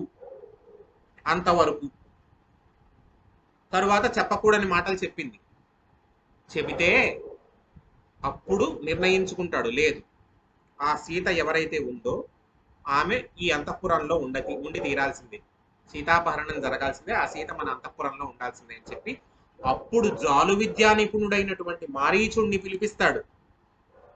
పిలిపించి రాముడట అయోధ్యానగర వాసి అట, ఏలికట, అరణ్యవాసంలో ఉన్నాడట. ఆ రాముడి యొక్క భార్య అయినటువంటి సీతాదేవిని అపహరించాలి. కాబట్టి జాలు విద్యా నిపుణుడైనటువంటి నిన్ను నేను సహాయం కోరుతున్నాను, నా మేనమామవు కాబట్టి నువ్వు, అందులోనూ కులవృద్ధుడివి, ఉన్నవాళ్లలో నువ్వే పెద్దవాడివి అంటే అప్పుడు మారీచుడు చెప్తాడు, రావణ నీకు అర్థం కావడం లేదు, నీకు అసలు అర్థం కావడం లేదు, రాముడి దెబ్బేంటో నాకు తెలుసు. సిద్ధాశ్రమంలో విశ్వామిత్ర మహర్షి యొక్క యజ్ఞాన్ని చెడగొట్టమని నీవు పంపిస్తే నా తమ్ముడైనటువంటి సుబాహుణ్ణి చంపి నేను మళ్ళా ఆ ఛాయలకు రాకుండా 100 యోజనములు 100 యోజనముల పాటు నన్ను తరిమి కొట్టాడు. రాముడి దెబ్బేంటో నాకు తెలుసు. అప్పుడు రాముడి వయసెంతో తెలుసా? ఆ బాణం దెబ్బతిన్ననాడు రాముడి వయసెంతో తెలుసా? 14 ఏళ్ల పిల్లాడు అప్పుడు. ఇప్పుడు యువకుడు అయ్యాడు, పరిపూర్ణ పురుషుడయ్యాడు, ఇప్పుడు ఇంకా శక్తివంతుడయ్యాడు. నువ్వు రాముడి జోలికి వెళ్ళకు అంటే ఇది నా ఆజ్ఞ, నేను రాక్షస రాజ్య ప్రభువుని, ఇది నా ఆజ్ఞ అంటాడు. అదేమిటండి రాక్షస రాజ్యం ఏమిటండి అడక్కండి, బ్రహ్మవంశ సంజాతుడు కదా, బ్రహ్మగారి మునిమనవుడు కదా, అదేం రాక్షస రాజ్యం అనకండి. మరి పుట్టింది రాక్షస యోనిలోనే కదా, కైకసీదేవి రాక్షస స్త్రీయే కదా, రాక్షస గర్భంలో జన్మించాడు కాబట్టి రాక్షస రాజే. ఇది సరే. ఇప్పుడు ఇది ఇలా జరిగిన తరువాత జాలు విద్య అంటే ఏమీ లేదు, mimicry with changing over the appearance. మారువేషములో కంఠాన్ని కూడా మార్చగలగడం మిమిక్రీ జాలు విద్య అంటే. తీసుకువెళ్తాడు, ఒక బంగారు జింకగా నువ్వు చెరించు, నువ్వు అక్కడ ఆ ఆశ్రమ ప్రాంతంలో చెరించు, బంగారు జింకవై నేను వస్తాను, నీవు రామచంద్రమూర్తిని లక్ష్మణుడిని అక్కడి నుంచి తప్పించు, నేను సీతాపహరణం చేస్తానని చెప్పి ఒక పథకం రచించుకుంటారు. అలాగే వెళ్తాడు మారీచుడు. వెళ్ళిన తరువాత ఒక బంగారు జింకగా అక్కడక్కడ తిరగడం మొదలు పెడితే అప్పుడు సీతమ్మ తల్లి పాపం అమాయకురాలు ఆ బంగారు జింక చూసి నాథ ఈ జింకని సశరీరంగా తీసుకురండి, మన అరణ్యవాసం ముగిసిపోతోంది కదా, వస్తోంది కదా, మనం మన అయోధ్య నగరానికి తీసుకెళ్దాం ఈ జింకని, మన అంతఃపురపు ఉద్యానవనంలో పెంచుకుందాం ఈ జింకని, తీసుకురండి వెళ్ళి అని చెప్తే వేటాడడానికి వెళ్ళలేదు, తీసుకురావడానికే వెళ్ళాడు శ్రీరామచంద్రమూర్తి. వెళ్తే జాలు విద్య చెప్పే కదా మిమిక్రీ, కొంత దూరం వెళ్ళిన తర్వాత ఎంతకీ చిక్కట్లేదని చెప్పి రాముడు శరసంధానం చేశాడు, బాణం వేస్తే హా లక్ష్మణ హా సీత అని చెప్పి రామచంద్రమూర్తి యొక్క ధ్వనిని అనుకరిస్తూ మారీచుడు ప్రాణం వదిలాడు. హా లక్ష్మణ హా సీత అంటే రాముడే అరిచినట్టుగా. దాన్ని విన్నటువంటి సీతాదేవి భయపడిపోతుంది, స్వామి అయినటువంటి రామచంద్రమూర్తికి ఏ హాని జరిగిందో, లక్ష్మణ మీ అన్నగారిని ఒకసారి చూడు నాయన ఏం జరిగిందో అని చెప్పి భయపడిపోతే లక్ష్మణుడు కూడా వెళ్తాడు. నిందిస్తుంది లక్ష్మణుడిని, అదంతా అప్రస్తుతం, నిందిస్తుంది. నువ్వు అలా కాదు, నువ్వు నన్ను ఏదో ఆశ పెట్టుకున్నావు, కుదరదు, అలాగా నేను అగ్ని ప్రవేశమైనా చేస్తా కానీ నీకు దక్కనని నిందిస్తుంది. లక్ష్మణుడు బాధపడతాడు, ఆఖరణ వెళ్తాడు, ఆశ్రమాన్ని విడిచి వెళ్తాడు. వెళ్ళిన తరువాత రావణాసురుడు యతి రూపంలో వస్తాడు. ఇదే మన ప్రారంధం. ప్రతి యతిని నమ్ముతాం. కాషాయం కట్టుకున్న ప్రతి ఒక్కళ్ళని నమ్మడం అనేది అక్కడి నుంచే మొదలైంది, అక్కడి నుంచి ఉంది, అప్పటి నుంచి ఉంది. కాబట్టి ఒక భిక్షుకుడి రూపంలో వచ్చి సీతాదేవిని భవతి భిక్షాందేహి అంటే, అప్పుడు సీతాదేవి భిక్ష వేయడానికి వస్తే ఆ భిక్ష వేయడానికి వచ్చినటువంటి సీతాదేవిని అపహరించుకుని తీసుకువెళ్ళి తన పుష్పక విమానంలో కూర్చోబెట్టుకుని ఆకాశ మార్గంలో వెళ్ళిపోతుండగా ప్రతిఘటించినటువంటి పక్షిరాజు అయినటువంటి జటాయువుని రెక్కలు తరిగేసి సంహరిస్తాడు రావణాసురుడు. అటు నుంచి వెళ్ళిపోతుండగా సీతాదేవి తన యొక్క ఆభరణాలన్నిటినీ కూడా ఒలిచి తన చెంగున మూట కట్టి, తను కట్టుకున్నటువంటి పట్టు చీరలో మూట కట్టి జార విడుస్తుంది ఒక పర్వతపు సానువుల్లోకి. అది తరువాత ఇలా తీసుకువెళ్ళి తన యొక్క అంతఃపురంలో ఉన్నటువంటి ప్రమదావనంలో బంధిస్తాడు, అక్కడ ఉంచుతాడు. ఉంచి చెప్తాడు, నీకు నేను 1 సంవత్సరం పాటు గడువిస్తున్నాను, నీకుగా నీవు మనసు మార్చుకుని నా పాన్పు చేరతావా, నీవు మహారాణిగా వైభవం వెలిగిస్తావు, లేదా 12 నెలల పాటు కాలం గడిచిన తరువాత నిన్ను సంహరించి నేను పలహారంగా తీసుకుంటాను అని చెప్తాడు. వాడికి అంత ఈజీ అనమాట. సీతాదేవిని సంహరించి పలహారంగా తీసుకోవడం ఏమిటి, అంత రాక్షసత్వము చూడండి. చంపేస్తానని చెప్పచ్చు, పలహారంగా తీసుకుంటానని చెప్పడం ఏంటి, అది రాక్షసత్వము అంటే.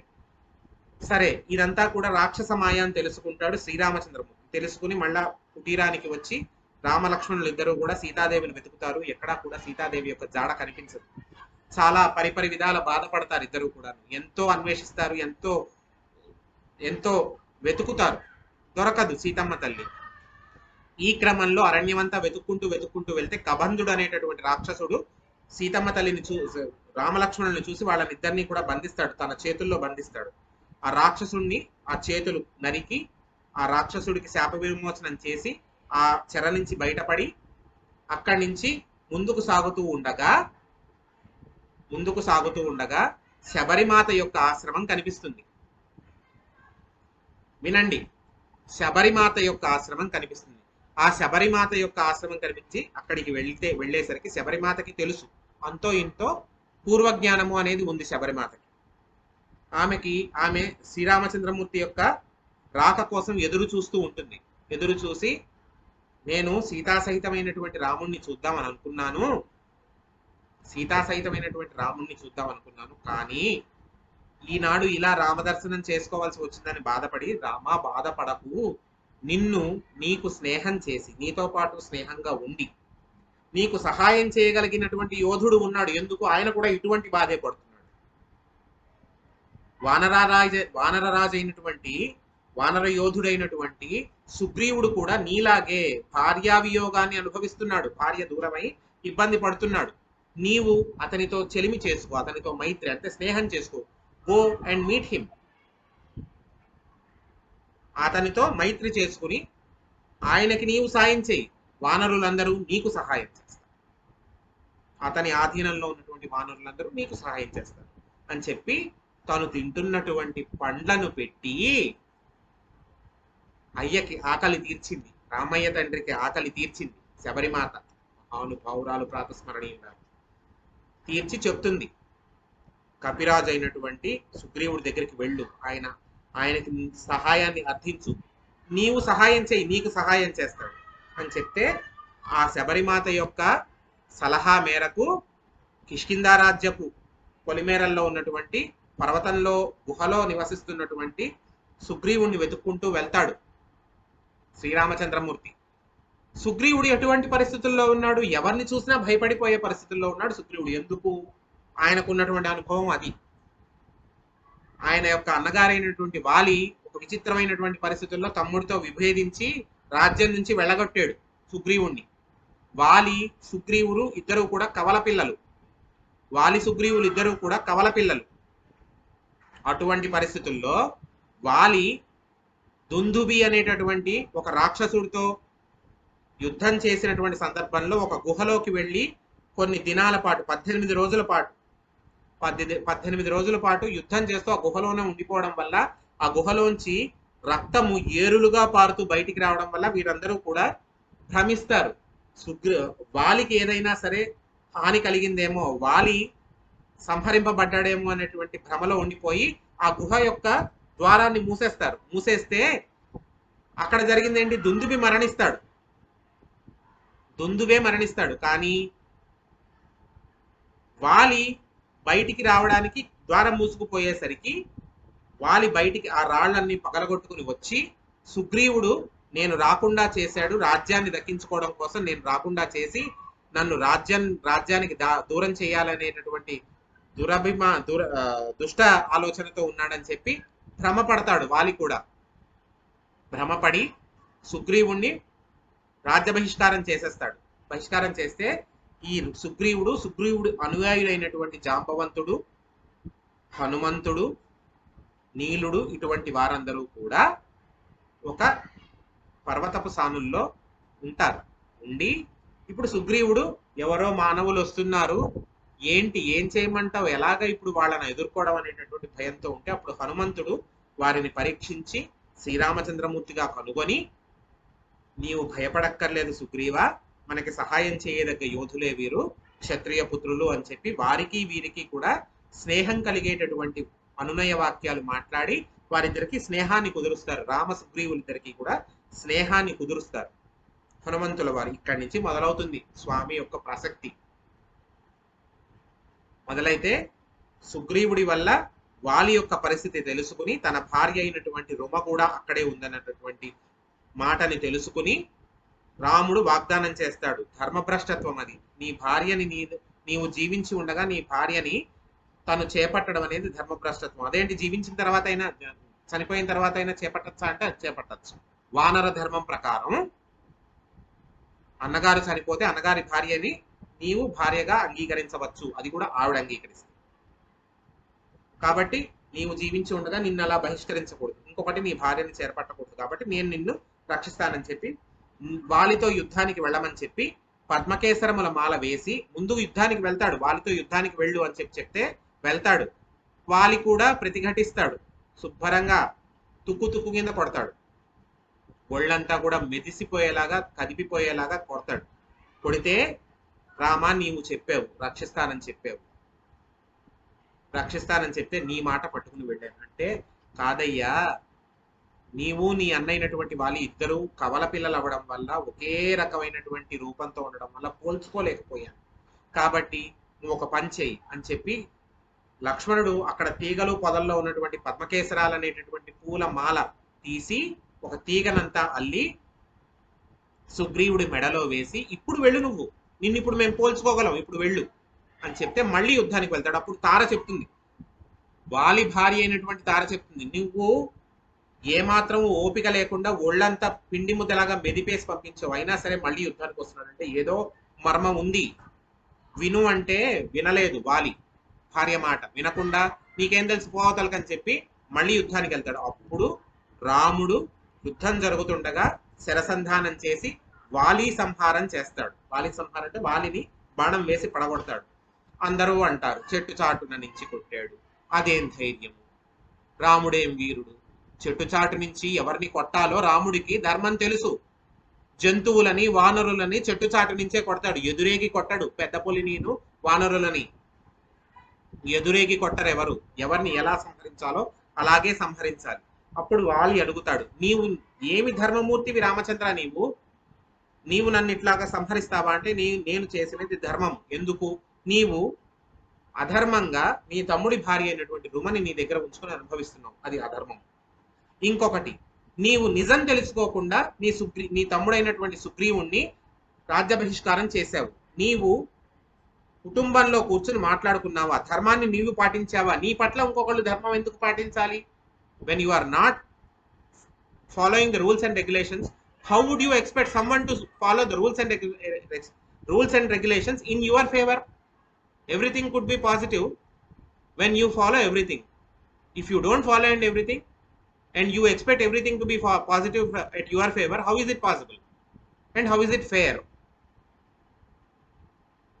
అవునా కాదా? అడిగి అంటే వాలి వేసిన ప్రశ్నలన్నిటికీ రాముడు సమాధానం చెప్తే, అవును నేను అధర్మంగా ప్రవర్తించాను కాబట్టి నేను సంహారానికి అర్హుణ్ణి, రామబాణానికి అర్హుణ్ణి, నా వల్ల కావడం లేదు కాబట్టి ఈ బాణాన్ని తీసేసి నా గుండెల మీదే గుచ్చుకుందమ్మా, వీపుకేమీ గుచ్చుకోలేదు. ఎక్స్క్యూజ్ మీ, ఒక్క నిమిషం. ఆ పిల్లలందరినీ కొంచెం పక్కకెడమని చెప్పండి.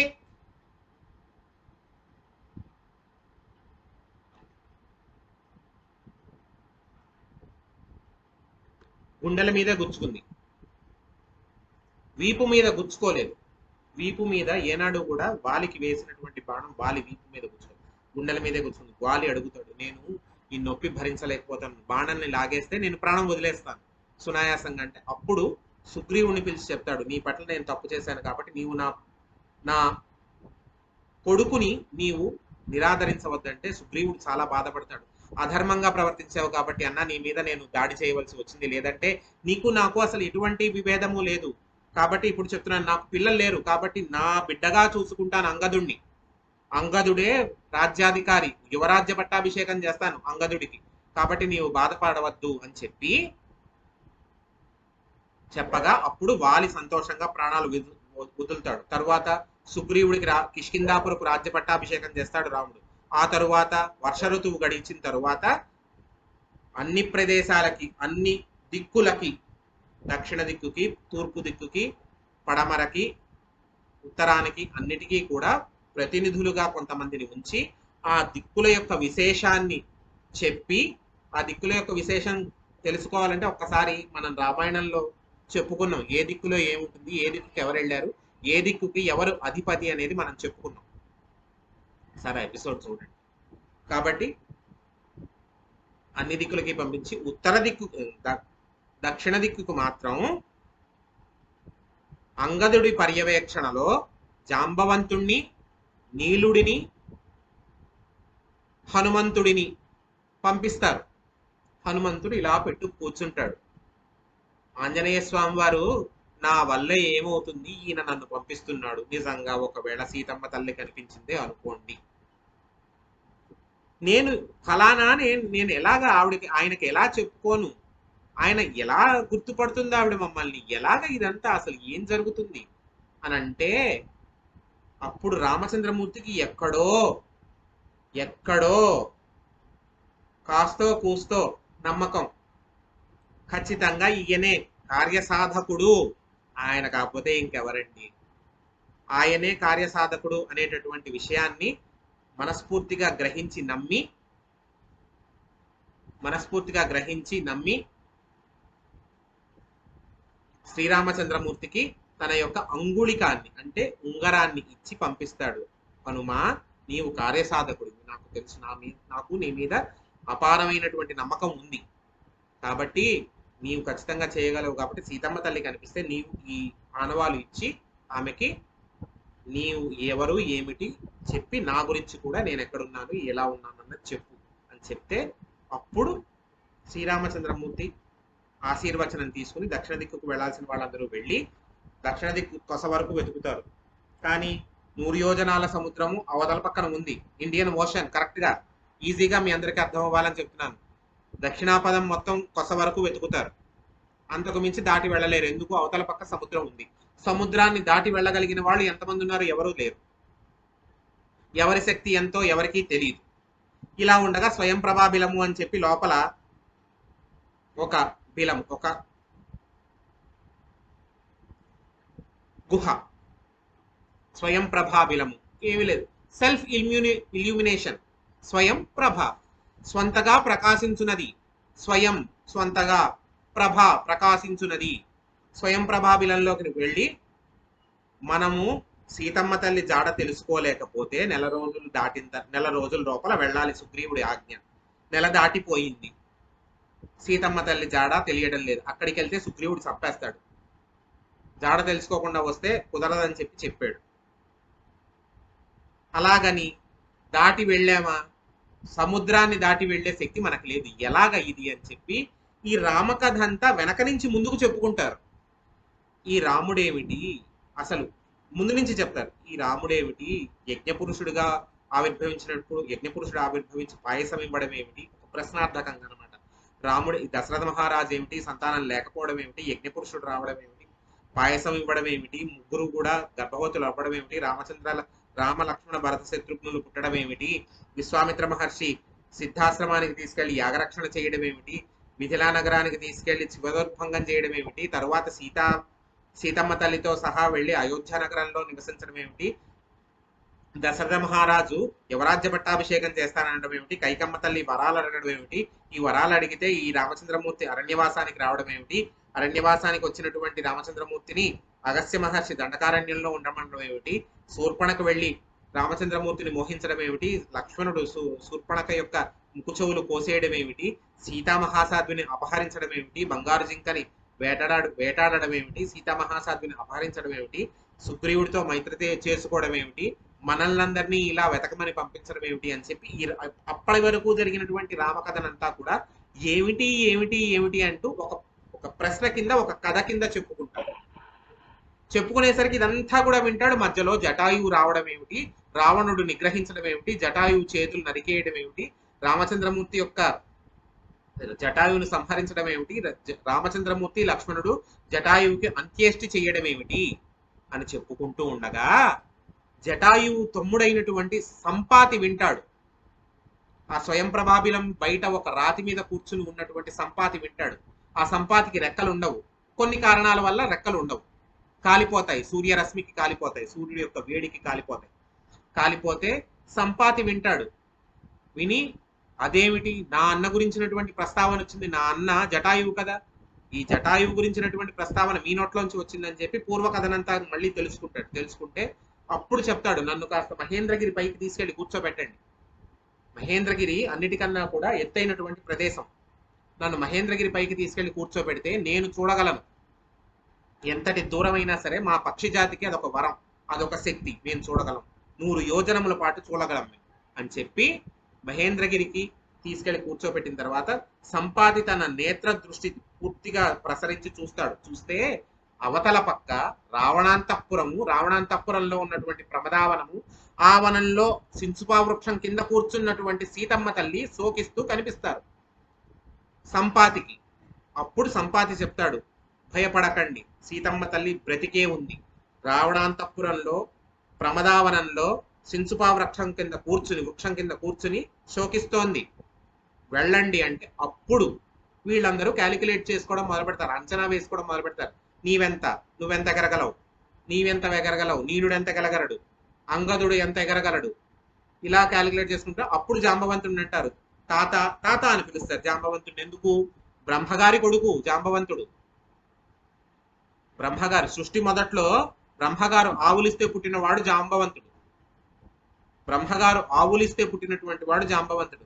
తాత, నీవు సృష్టి ఆది నుంచి ఉన్నావు, వామనావతారం ఇంతింతై వటుడింతై అని పెరుగుతుండగా ఆ వామనావతారికి 21 సార్లు ప్రదక్షిణ చేసిన వాటివి నువ్వు, అంటే నీవు ఎంత ఎగరగలవు అంటే అప్పుడు వామనావతారంలో ఎగరగలిగానయ్యా, ఇప్పుడు నా ఓపిక లేదు, నేను 100 యోజనాలు అవతల పక్కకు వెళ్ళిపోగలను, కానీ యువతల పక్కకి రాలేను, తెలుసుకుని రాలేను, నేను 100 యోజనాలు అవతలకి వెళ్ళగలను, యువతలకి రాలేను. కానీ ఎలాగా అంటే అప్పుడు జాంబవంతుడు ఓ మూల కూర్చుని ప్రార్థించుకుంటున్నాడు, హనుమంతుడిని చూస్తాడు. అలా మూల కూర్చుని ప్రార్థించుకుంటూ అమాయకంగా వేల చూపులు చూస్తున్నటువంటి హనుమంతుల వారిని చూసి, హనుమ, నీ శక్తి నీకు తెలియడం లేదు, ఋష్యాశ్రమాల్లో నీవు చిందరవందరగా చేసి అల్లరి చిల్లరగా చేస్తున్నటువంటి ఆ క్రమాన్ని నిగ్రహించడం కోసం నీ యొక్క శక్తి అవసరమైనప్పుడు బయటపడుతుంది అని చెప్పి ఆనాడు ఒక సవరణ చేయబడింది. కాబట్టి నీ శక్తిని నీవు ఇప్పుడు తెలుసుకో, నీవు శక్తిని తెలుసుకుని నీవు ఈ 100 యోజనాల సముద్రాన్ని గడిచి అవతల పక్కకు వెళ్ళి సీతమ్మ తల్లి యొక్క ఆచూకీ కనుక్కుని మళ్ళీ యువతల పక్కకు వచ్చి సీతమ్మ యొక్క క్షేమ సమాచారాన్ని మాకు శ్రీరాముడికి కూడా తెలియచెయ్యాలి అని చెప్తే అప్పుడు శ్రీరామచంద్రమూర్తిని తలుచుకుని హనుమంతుల వారు శక్తిని తెలుసుకుని అంతంతగా పెరిగి మహేంద్ర పర్వతం అంతగా పెరిగి ఒక్కసారిగా లంఘిస్తాడు. 100 యోజనాల సముద్రాల మీదకి లంఘిస్తే సముద్రాన్ని దాటి ఆ మధ్యలో ఉన్నటువంటి అడ్డంకులన్నిటినీ కూడా దాటి, నేను ఇంత క్లుప్తంగా చెప్తున్నాను ఎందుకు వెళ్ళాలి ముందుకి, మధ్యలో ఉన్నటువంటి అడ్డంకులన్నీ సురసని అందరినీ దాటుకుని వెళ్ళి అవతల పక్కకి వెళ్ళి లంకారాజ్యం ముందు నించుంటాడు. ఆ లంకారాజ్యం ద్వారం ముందు నించుంటాడు. అక్కడ లంకిణి, కాపలాదారు లంకిణి. ఆ లంకిణి ఏంటి అంటే లంకారాజ్యపు కాపలాదారు. ఈయన లోపలికి వెళ్ళడానికి అడ్డగిస్తుంది. అప్పుడు ఈయన ఒక పిల్లంతగా మారిపోతే ఆవిడ కూడా అంతే అయితే అప్పుడు యుద్ధం చేసి లంకిణి యొక్క సంహారం చేస్తాడు. అక్కడితో లంకిణి కూడా శాప విమోచనం అయిపోతుంది. అప్పుడు లంకా ప్రవేశం చేసి అంతఃపురాలన్నీ వెతుకుతాడు, పురములన్నీ వెతుకుతాడు, వీధులన్నీ వెతుకుతాడు, అన్ని ఇళ్ళు వెతుకుతాడు, అన్ని చోట్ల వెతుకుతాడు, ఎక్కడా దొరకదు. ఆఖరికి రావణాంతఃపురంలోకి ప్రవేశిస్తాడు. రావణాంతఃపురంలోకి ప్రవేశించి రావణుడి యొక్క శయనాగారం అంటే బెడ్రూమ్, రావణుడి యొక్క శయనాగారంలోకి ప్రవేశించి అక్కడ కూడా చూస్తాడు. ఎందుకు? ఏదో అపోహ, ఏమో ఉంటుందేమో, బంధించాడేమో అని చెప్పి. ఒక్క నిమిషం మండోదరీ దేవిని చూసి భ్రమిస్తాడు, ఈవిడే సీతమ్మేమో అని చెప్పి. తరువాత చిత్తచాంచల్యం, చిచి అది కోతి బుద్ధి అని చెప్పి, నేను ఇలా అన్నాను అనుకోకండి, ఆయనకు అనుకున్నాడు కపి బుద్ధి అని చెప్పి, నేను తప్పుగా ఆలోచించానని చెప్పి మళ్ళా తన తప్పును తెలుసుకుని మళ్ళీ బయటికి వెళ్ళి అంతఃపురము తర్వాత ఉద్యానవనాలు అన్ని కలియదిరిగి చూస్తుండగా ఒక చోట ప్రమదావనంలో సీతమ్మ తల్లి శోకిస్తూ కనిపిస్తుంది. అయ్యో నా తల్లికి ఇంత కష్టం కలిగింది అని చెప్పి బాధపడుతూ ఆ ఏ వృక్షం కింద అయితే కూర్చుని సీతమ్మ తల్లి బాధపడుతుందో ఆ వృక్షం ఎక్కి పైన కూర్చుని ఉండగా తెల్లవారుతుంది. రామచంద్రమూర్తి వస్తాడు. తెల్లవారుతుంది, రావణ బ్రహ్మ వస్తాడు. రామచంద్రమూర్తి కాదు, రావణ బ్రహ్మ వస్తాడు. రావణుడు వచ్చి సీతమ్మ తల్లిని బెదిరించడం మొదలు పెడతాడు. నిన్ను ఇక్కడికి తీసుకొచ్చి 10 నెలలు దాటిపోయింది, ఇంకొక నెల గడివిస్తున్నాను, నీవు నా పాన్పు చేరుతావా చేరు, లేదా నీవు సహించలేనటువంటి హింసలు భరించవలసి వస్తుంది అని చెప్పి హెచ్చరించి వెళ్ళిపోతాడు. అది చూసి రామచంద్రమూర్తిని తలుచుకుని జయత్యతి బలో రామో లక్ష్మణశ్చ మహాబలః రాజా జయతి సుగ్రీవో రాఘవేణ విపాలితాః దాసోహం కోసలేంద్రస్య రామష్టాకృష్టకర్మణః హనుమాన్ శత్రు సైన్యానాం నిహంత మరుతాత్మజః నరావణ సహస్రం మే యుద్ధే ప్రతిఫలం భవేత్ శిలాభిస్తు ప్రహరతః పాదపైశ్చ సహస్రతః అర్ధయిత్వాం పురీం లంకా అభివాద్య సమైదిని సమృద్ధార్థో గమిష్యామి మిషతాం సర్వరాక్షసాం అని చెప్పి జయమంత్రాన్ని చదువుతాడు. జయత్యతి బలో రామో లక్ష్మణస్య మహాబలః, మహాబలవంతుడైన రాముడు అంతకన్నా మహాబలవంతుడు లక్ష్మణుడు. ఎందుకు? సూక్ష్మాన్ని గ్రహించాడు హనుమంతుడు. లక్ష్మణుడి బలాన్ని కూడా గ్రహించినటువంటి వాడు హనుమంతుడు. జయత్యతి బలో రామో లక్ష్మణస్య మహాబలః రాజా జయతి సుగ్రీవో రాఘవేణ అభిపాలితాః. కిష్కిందా నగరం అయినటువంటి ఆ నగరానికి యొక్క రాజైనటువంటి వారిని సంహరించి సుగ్రీవుని రాజుగా చేసి పాలింపచేస్తూ ఈనాడు లంకారాజ్యంలో ఉన్నటువంటి సీతమ్మ తల్లిని వెతకడానికి పంపించాడు. ఈ రాక్షస స్త్రీల మధ్యన ఉన్నటువంటి సీతమ్మ తల్లి నా కంటపడింది కాబట్టి ఈ జయము నాది, ఈ జయము మొత్తము నా తండ్రి అయినటువంటి రామచంద్రమూర్తి యొక్క అనుగ్రహము కాబట్టి ఇది జయమంత్రము. సుందరకాండలో ఇది జయమంత్రం అంటారు. నేను ఇది పంపిస్తాను మీకు తర్వాత. ఏం చదివినా చదవకపోయినా సుందరకాండలో జయమంత్రం చదువుకుంటే రామాయణం చదివేసుకున్నట్టే. జయమంత్రం పంపిస్తాను మీ అందరికి, 4 శ్లోకాలు కరెక్ట్గా. అది జయమంత్రం పఠించి కిందకి దిగి సీతమ్మ తల్లికి చెప్తాడు, అమ్మా అని చెప్పి తన గురించి ఏదో చెప్పుకోబోతుంటే అప్పుడు సీతమ్మ తల్లి కూడా భ్రమిస్తుంది. ఎందుకు? విసిగిపోయింది సీతమ్మ. 10 నెలలుగా రకరకాలుగా మభ్య పెడుతున్నాడు, రకరకాలుగా బెదిరిస్తున్నాడు. అక్కడ పచ్చి మంచినీళ్ళు ముట్టుకోలేదు సీతమ్మ, మరి ఎలా బతికిందండి? ఇంద్రుడు దివ్య పాయసాన్ని తీసుకొచ్చి, అమ్మా లక్ష్మీదేవివి, లక్ష్మీం క్షీరసముద్ర రాజతనయం శ్రీరంగధామేశ్వరీం దాసీభూత సమస్త దేవవనితాం, నేను నీ దాసుణ్ణి, ఇంద్రుణ్ణి, నీ దాసుణ్ణి, నీ కటాక్షం ఉంటేనే ఇంద్రవైభవము అమరావతి ఇవన్నీ ఉంటాయి. మా భార్యలందరూ కూడా నీ దాసీభూత సమస్త దేవవనితాం, మా భార్యలని చెప్పుకునేటటువంటి శచీదేవి ఇత్యాదులందరూ కూడా నీకు దాసానుదాసులు. అమ్మా బిడ్డలం మేము, నీ బిడ్డలం కాబట్టి నేను తీసుకొచ్చిస్తున్నాను. నీవు తల్లివి, నీ కడుపుకి ఆకలి మిగిల్చుకుని అలా నీవు శోకిస్తూ ఉంటే మాకు కూడా బాధ కాబట్టి నీ బిడ్డని నేను తెస్తున్నాను కాబట్టి ఈ దివ్య పాయసాన్ని తినని చెప్పి ఇంద్రుడు తీసుకొచ్చి తినిపించాడు. అదృశ్య రూపంలో ఇంద్రుడు తీసుకొచ్చి దివ్య పాయసాన్ని తినిపిస్తే అది రోజుకు ఒక పిడచ అంటే ఒక ముద్ద తిని ప్రాణాలు అలా నిలుపుకుని జీవించింది సీతమ్మ. అది నిగ్రహం అంటే అది పాజిటివ్ యాటిట్యూడ్. అప్పటికప్పుడు సూసైడ్ చేసేసుకోవచ్చు సీతమ్మ, మనకు కావాల్సింది జరగలేదు కదా. సెల్ ఫోన్ కొనివ్వలేదు, సూసైడ్ చేసేసుకో. ల్యాప్టాప్ పనిచేయలేదు, సూసైడ్ చేసేసుకుందాం. లేదు ఎవడో ఏదో అన్నాడు, ఉరేసేసుకుందాం. సీతమ్మ తల్లితో పోల్చుకుంటే సహనంలో మనం అందరం ఎందుకు పనికొస్తాం? ఆలోచన జ్ఞానం లేదా? పాజిటివ్ యాటిట్యూడ్ అనేది లేదా? ప్రతిదానికి సూసైడే, అన్నిటికీ చేతులు కోసేసుకోవడమే. కోసుకోవాల్సిన చోట కోసుకోండి, అడ్డమైన చోట కోసుకుని మళ్ళీ మళ్ళీ హాస్పిటలైజ్ అవ్వడానికి కరెక్ట్ గా కోసుకుంటే ఒకసారిగా పోతుంది, ప్రాణం పేడ వదిలిపోతుంది. అక్కడ ఇక్కడ కోసుకోవడం, వెళ్ళి హాస్పిటల్లో పడుకోవడం, అదో పెద్ద రచ్చ, అదో పెద్ద సీను. కాబట్టి సీతమ్మ తల్లికి ఎంత నిగ్రహం ఉంది, ఎంత సహనం ఉంది, ఎంత పాజిటివ్ యాటిట్యూడ్. ఎప్పటికైనా నా స్వామి వస్తాడు, నన్ను కాపాడతాడు, లేకపోతే ఆవిడ ఎలా నిలుపుకుంటుందమ్మా ప్రాణాలు అని చెప్పి అప్పటికే చాలా విసిగిపోయింది. ఇది కూడా రాక్షసమాయే అనుకుంది సీతమ్మ. రావణాసురుడు ఏదో పంపించాడంటే అప్పుడు చెప్తాడు, అమ్మ రాక్షసుణ్ణి కాదమ్మా అని చెప్పి అప్పుడు గుర్తొస్తుంది మహానుభావుడికి. అప్పుడు మర్చిపోయాడు, అప్పటి వరకు మళ్ళంటాడే సగమే గుర్తుంది, మర్చిపోయాడు. అమ్మ ఒక్క నిమిషం ఆగు, నీకు ఆనవాలుగా ఒకటి తెచ్చానని చెప్పి ఇక్కడ పెట్టుకుంటాడు. ఆనవాళ్ళని ఒడ్లో దోపుకురాడు, జోబులో పెట్టుకుని వెళ్ళడు, ఇక్కడ పెట్టుకుంటాడు, కిరీటం కింద తీసి ఇస్తాడు. అమ్మా ఇది రామయ్య తండ్రిది, నీకు ఇవ్వమన్నాడు అని చెప్తే కళ్ళని ఆనంద బాష్పాలు ఇలా రాలిపోతూ సీతమ్మ తల్లి ఆ ఇది చూసి రామయ్య తండ్రి యొక్క కుశలాన్ని కనుక్కుని, విషయాన్ని కనుక్కుని, లక్ష్మణుడు ఎలా ఉన్నాడో కూడా తెలుసుకుని, ఏం జరుగుతోందో తెలుసుకుని అంతా చూస్తే అప్పుడు హనుమంతుడు అంటాడు, అమ్మా నువ్వు అనుకుంటున్నావు నేనేదో చాలా వీరుణ్ణి ఇంత దూరం రాగలిగాను అని అనుకుంటున్నావు, నాకన్నా వీరాధి వీరులు ఉన్నారు. నేనేదో హనుమంతుణ్ణి, నేను సముద్రం దాటి వచ్చేసాను, చాలా వీరుణ్ణని నువ్వు అనుకుంటున్నావు.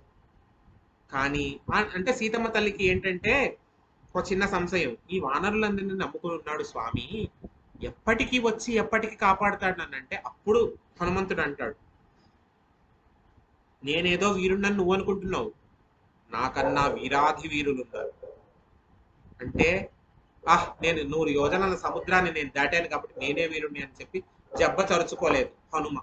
స్వామి హనుమ అలా జబ్బలు చరుచుకోలేదు, నాకన్నా వీరాధి వీరులు ఉన్నారమ్మా. ఇంకొకటి, ఒక రాజు అంతఃపురంలో ఉన్నటువంటి పట్టమహి దగ్గరికి ఏదన్నా ఒక వర్తమానం పంపించాలంటే అందరికన్నా అధముణ్ణి, అందరికన్నా శక్తిహీనుణ్ణి, పరమ అమాయకుణ్ణి పంపిస్తారు. రామయ్య తండ్రి కంటిలో పడినటువంటి పరమ అమాయకుడిని నేనేనమ్మా. రామయ్య తండ్రి ఎంత బేరీజు వేసుకోకపోతే నన్ను పంపించి ఉండొచ్చు, నాకన్నా శక్తివంతులు ఉన్నారమ్మా, నీవు గ్రహించి తీరాలి అని చెప్పి ఆ ఆనవాళ్ళు ఇస్తే సీతమ్మ తల్లి సంతోషించి, నాన్న ఈ పళ్ళు తిను, ఎక్కడి నుంచి వచ్చావు అంటే లేదమ్మా రాత్రి గడిచిపోతుంది వెళ్ళిపోవాలని చెప్పి అంటే, సరే ఏదన్నా ఆనవాళ్ళు ఇమ్మని అడుగుతాడు. ఆవిడేమిచ్చింది? ఈయన ఉంగరం ఇచ్చాడు, ఆవిడేమిచ్చింది? చూడామణి ఇచ్చింది. మరి ఇక్కడ ఒక అనుమానం రావాలి అందరికి, ఉన్న నగలన్నీ మూట కట్టి కింద వేసేస్తే అది ఎవరి చేతిలోనో పడింది కదండి, ఈ వానరులందరూ కూర్చున్నటువంటి సమూహంలో పడింది కదండి, మరి చూడామణి మాత్రం ఎలా మిగిలిందండి అంటే, కులస్త్రీ ధర్మం, కొన్ని ఆభరణాలు వదలకూడదు. మెట్టెలు, మంగళసూత్రము, గాజులు, చూడామణి, పాపట బిళ్ళ, ఇవన్నీ కూడా సుమంగళి చిహ్నాలు, ఇవి వదలకూడదు. పువ్వు ప్రతి ఋతువులోనూ దొరకచ్చు, దొరక్కపోవచ్చు, కానీ చూడామణి ఉండాలి, అది పువ్వుతో సమానం. పాపట సింధూరం ఒక్కొక్కసారి కుదరచ్చు, కుదరకపోవచ్చు. పాపట ఇది అదేమంటారు పాపిడి బిళ్ళ, అది ఉండాలి. గాజులు వేసుకుని ఉండాలి, నల్లపూసలు ఉండాలి, మెట్టెలు ఉండాలి. ఆవిడేం చేసింది, మిగతావన్నీ తీసేసేసి ఈ సుమంగళి చిహ్నాలు మాత్రం ఉంచుకుంది. ఆవిడ ఉంచుకుని చూడామణి తీసి అప్పుడు అనుకుంది, గడ్డి పువ్వు ఏదో ఒకటి తీసి పెట్టుకోవచ్చు సుమంగళిని కాబట్టి, ఇది తీసుకెళ్ళి ఆయనకి ఇస్తే ఆయన గుర్తుపడతారు అని చెప్పి ఇచ్చారు. ఇంది మీద అసలు ఒక పెద్ద కీర్తనే ఉంది. మనం రామాయణం అప్పుడు పాడుకుని ఉన్నాం ఈ కీర్తనని. సరే, మరి ఇంత దూరం వచ్చిన తర్వాత హనుమంతుల వారు ఉత్తినే వెళ్తే కుదరదు కదా. ఇంత దూరం వచ్చిన తర్వాత he has to make one attestation there. నేనేంటో చూపించి కానీ బయటికి రాకూడదు ఆయన. ఎందుకు? ఈయన శక్తి తెలియాలి. శక్తి తెలియాలి కాబట్టి అశోకవనం మొత్తాన్ని ధ్వంసం చేసేసాడు. ధ్వంసం చేసేసరికి రావణాసురుడి యొక్క కుమారుడు వస్తాడు. వచ్చి ప్రతిఘటిస్తాడు. రావణాసుడి కుమారుణ్ణి కూడా చంపేస్తారు. చంపేసిన తరువాత ఇంద్రజిత్తును పంపిస్తారు. రావణాసుడు పెద్ద కుమారుడైనటువంటి ఇంద్రజిత్తును పంపిస్తారు. ఇంద్రజిత్తును పంపిస్తే ఇంద్రజిత్తు బ్రహ్మాస్త్రాన్ని ప్రయోగిస్తాడు. బ్రహ్మాస్త్రానికి కూడా అసలు కట్టుపడడు. హనుమంతుల వారికి వరం, బ్రహ్మాస్త్రం ఏమీ చెయ్యదు హనుమంతుడిని. చిరంజీవులలో ఒకడు హనుమంతుల వారు. బ్రహ్మాస్త్రానికి కూడా కట్టుబడడు. కానీ బ్రహ్మాస్త్రం మీద ఉన్నటువంటి గౌరవంతో కట్టబడి రావణాంతపురాల్లో ఉన్నటువంటి రావణ సభకి వెళ్ళి రావణాసురుడు ఎదుట నిల్చుని చెప్పవలసినటువంటి హితం అంతా చెప్తాడు. రావణాసురుడు చీ కోతి నువ్వా నాకు చెప్పేదని చెప్తే వధించమంటాడు. అప్పుడు విభీషణుడు చెప్తాడు, దూతని అని ప్రకటించుకున్నాడు. దూతని చంపడం ధర్మం కాదు కాబట్టి వదిలిపెట్టే అంటే రావణాసురుడు ఏ కళను ఉంటాడో వింటాడు. అక్షకుమారుడు మొదట చంపబడినటువంటి రావణాసురుడి కొడుకు ఈ అశోకవన ధ్వంసం జరిగినప్పుడు చంపేసినటువంటి కుమారుడు ఎవరు? ఆ రావణాసురుడు కుమారుడు అక్షకుమారుడు. చంపేస్తే అప్పుడు రావణ సభలో రావణాసురుడు చెప్తాడు, కోతికి తోకే అలంకారం, ఆ తోకను అంటించేయండి అంటే సరే అని చెప్పి ముందు తోకను అంటిస్తారు. ఆ తోకతో ఏం చేస్తాడంటే మొత్తం లంకా రాజ్యాన్ని మొత్తాన్ని అంటించి ఆ తర్వాత బుద్ధికి తెలుస్తుంది, అయ్యో సీతమ్మ తల్లి కూడా ఇక్కడే ఉంది కదా అని చెప్పి మళ్ళీ అశోకవనంలోకి వెళ్తాడు. అమ్మ నువ్వు క్షేమంగా ఉన్నావా అని చెప్తే, నిన్ను రామచంద్రమూర్తి నన్ను చూసి రమ్మన్నారా కాల్చి రమ్మన్నారా అని అడుగుతుంది సీతమ్మ. ఏం చేయమంటావమ్మా, జాతః బుద్ధి అంటే జన్మబుద్ధి, అది ఏం చేయమంటావు అని చెప్పి క్షేమంగా అటు వెళ్ళు నాన్న, వెళ్ళి రామచంద్రమూర్తికి నేను ఇచ్చిన ఆనవాలు చూపించి నా క్షేమ సమాచారాన్ని తెలుపని చెప్తే అప్పుడు ఇటు నుంచి అటు లంఘించి వెళ్ళి ఫస్ట్ మొట్టమొదట మాట ఏమిటి వీళ్ళందరికీ చెప్తాడు. చెప్పి రాముడి దగ్గరికి వెళ్తుండగా అరుచుకుంటూ వెళ్తాడు. దృష్ట్వాతు సీత అని చెప్పి, నేను చూడబడెను సీత. నేను వెళ్ళానండి, వెళ్ళిన తర్వాత ఇది జరిగిందండి. కొంతమంది ఉంటారు అసలు పని కన్నా కూడా నెరేషన్ ఉంటుంది వాళ్ళది. ఏమిటంటే పుట్టిన దగ్గర నుంచి అమ్మపాల దగ్గర నుంచి ఆఖరి వరకు అంతా వర్ణిస్తారు. అసలు విషయం మాత్రం అసలు తేలదు. కొంతమంది కొంపలు అంటుకుపోతున్నా సరే ఆది నుంచి చెప్పాల్సిందే. వాళ్ళ నుంచి బండీరా వరకు చెప్తారు. అయితే గాని వాళ్ళ విషయం తేలదు కొంతమందికి. హనుమంతుల వారు ముందు అసలు ఏ మాట వినబడితే రామచంద్రమూర్తికి సంతోషంగా ఉంటుందో ఆ మాట వినబడేలా అరిచేలా చెప్పారు. దృష్ట్వాతు సీత, చూడబడెను సీత, నేను చూశాను సీతమ్మ వారిని అని చెప్పి ఆ చూడామణిని తీసుకెళ్ళి ఇస్తాడు. ఇదే శిరసు మాణిక్యం ఇచ్చి పంపే నీకు నా అని చెప్పి అన్నమాచార్యుల వారు చేశారు. ఇదే శిరసు మాణిక్యం ఇచ్చి పంపే నీకు నాకే అని చెప్పి అన్నమాచార్యులు వారు చేసినటువంటి కీర్తన. అదనెరిగి తెచ్చి తిని అవధరించవయ్యా అని చెప్పి ఆవిడ ఇచ్చినటువంటి వర్తమానాన్ని ఆవిడ మాటగా హనుమంతుల వారు చెప్తారు. నాయన నీకు 1 రోజులు గడువిచ్చింది సీతమ్మ తల్లి. 1 రోజుల్లో వచ్చి సీతమ్మ తల్లిని గ్రహించి నీవు తీసుకెళ్ళకపోతే ఆవిడ ప్రాయోపవేశం చేస్తుంది. కాబట్టి నీవు తొందరపడాలి అని చెప్తే అప్పుడు సముద్రం దగ్గరికి వెళ్ళి ప్రార్థిస్తాడు. సముద్రుడు శాంతించకుండా అలలతో అలా ఉప్పొంగుతూ ఉంటాడు. రామబాణాన్ని చూపుతాడు. అప్పుడు సముద్రుడు వచ్చి చెప్తాడు, రామా నీవు ప్రతిదానికి అలా ఆగ్రహించకూడదు. నేను సముద్రుని, ప్రకృతి ధర్మం ప్రకారం నాలో అలలు రావాలి. కాబట్టి అలలు రావడము, తరంగాలు రావడము అనేది నా తత్వము, నా ప్రకృతి ధర్మము. ఏం చెయ్యమంటావు అంటే అప్పుడు రాముడు అంటాడు, ఏం చెయ్యమని, మరి నీవు దారి ఇవ్వాలంటే దారి ఇవ్వడం కుదరదయ్యా, నువ్వు దారి కల్పించుకో అంటే నేను వేస్తాను. వేసినటువంటి దారిని నీవు మునిగిపోకుండా చూడు అంటే అలాగే నేను నీకు సహకరిస్తాను. I would cooperate with you on that aspect అంటే అప్పుడు రాళ్లని చెట్లని నరికి తీసుకువచ్చి ఆ సముద్రం మీద వేసి అవి తేలేలాగా సముద్రుణ్ణి ప్రార్థించి ఒక దారి ఏర్పరచుకుని రామసేతువు అని చెప్పి ఈరోజు మనందరం కూడా పిలుచుకుంటున్నటువంటి ఆ దారిని ఏర్పరచుకుని లంకారాజ్యానికి అవతల పక్క ఉన్నటువంటి లంకారాజ్యానికి చేరతారు. చేరిన తరువాత అక్కడ కూడా జరుగుతూ ఉంటుంది. విభీషణుడు నిందిస్తాడు రావణాసురుడు.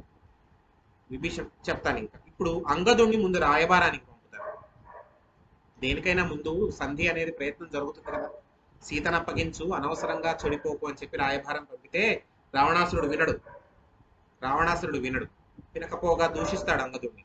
అప్పుడు విభీషణుడు కల్పించుకుంటాడు, ఎందుకు నువ్వు ఇప్పుడు మాట్లాడుతున్నావు? మా అందరి సలహా ఈనాడు ఎందుకు అడుగుతున్నావు నువ్వు? ఆనాడు సీతాపహరణం చేసిన నాడు మా సలహా తీసుకున్నావా? మేము వద్దంటే ఆగేవా? ఈనాడు మమ్మల్ని అందరినీ ఎందుకు ప్రేరేపిస్తున్నావు? నీ ఇష్టం వచ్చినట్టు చేసుకో, కర్త నువ్వు, కర్మ నీది, అనుభవించాల్సింది కూడా నీవే. అంటే విభీషణుడిని చాలా రకాలుగా తిట్టి రాజ్య బహిష్కారం చేస్తే ఎప్పుడెప్పుడు చేస్తావా అని చూస్తున్నానని చెప్పి విభీషణుడు తన కూతురైనటువంటి త్రిజటని సీతమ్మ తల్లికి రక్షణగా ఉంచి రామచంద్రమూర్తిని శరణు కోరితే అందరితోనూ సమాలోచించి విభీషణుడిని కూడా శరణాగతి చేసిన తరువాత విభీషణుడు కూడా అభయం ఇచ్చి తన జట్టులో చేర్చుకుంటాడు. తరువాత యుద్ధ సన్నాహాలు చేస్తారు. యుద్ధ సన్నాహాలు చేస్తే హోరాహోరీ పోరు జరిగిన తరువాత రావణాసురుడు తన తమ్ముడైనటువంటి కుంభకర్ణుణ్ణి యుద్ధానికి ప్రేరేపించమని చెప్పి తన పరివారానికి చెప్తాడు. కుంభకర్ణుడు వాడొక విచిత్రమైనటువంటి జీవి. 6 నెలల పాటు తినడం, 6 నెలలు పడుకోవడం. ఆ లేచి పడుకునేటటువంటి మధ్యలో ఉండేటటువంటి కొన్ని నిమిషాలు ఉంటాయి చూడండి, ఆ నిమిషాల్లో సృష్టి మొత్తాన్ని అతలాకుతలం చేసేయడం. అటువంటి జీవి వాడు. ఎందుకంటే ఒకానొక సందర్భంలో వాడు పుట్టగానే ఏం తినాలో వాడికి అర్థం కాలేదు. ఏదో ఇంద్రుడి ఐరావతం ఏదో ఎదురొచ్చింది, అది తినేయబోయాడు. ఏది పడితే అది తినేస్తున్నాడు. వీళ్ళందరూ దేవతలందరూ వెళ్ళి మొరపెట్టుకుంటారు బ్రహ్మగారితో, వీడిలా ఉన్నాడేమిటి, ఏది పడితే అది తినేస్తున్నాడు, ఐరావతం మీద పడుతున్నాడు, ఇంకోటి పడుతున్నాడు, అందరినీ బతకనివ్వట్లేదంటే సరే వాడు 6 నెలలు పడుకుంటాడు. 6 నెలలు తింటాడు. లేవడం, తిన్నాక పడుకోవడం, వాడి ఎజెండా అదొకటే. మధ్యలో ఆ లేచి తిని పడుకునేటటువంటి మధ్యలో కొన్ని నిమిషాలు సృష్టిని అతలాకుతలం చేసేస్తాడు.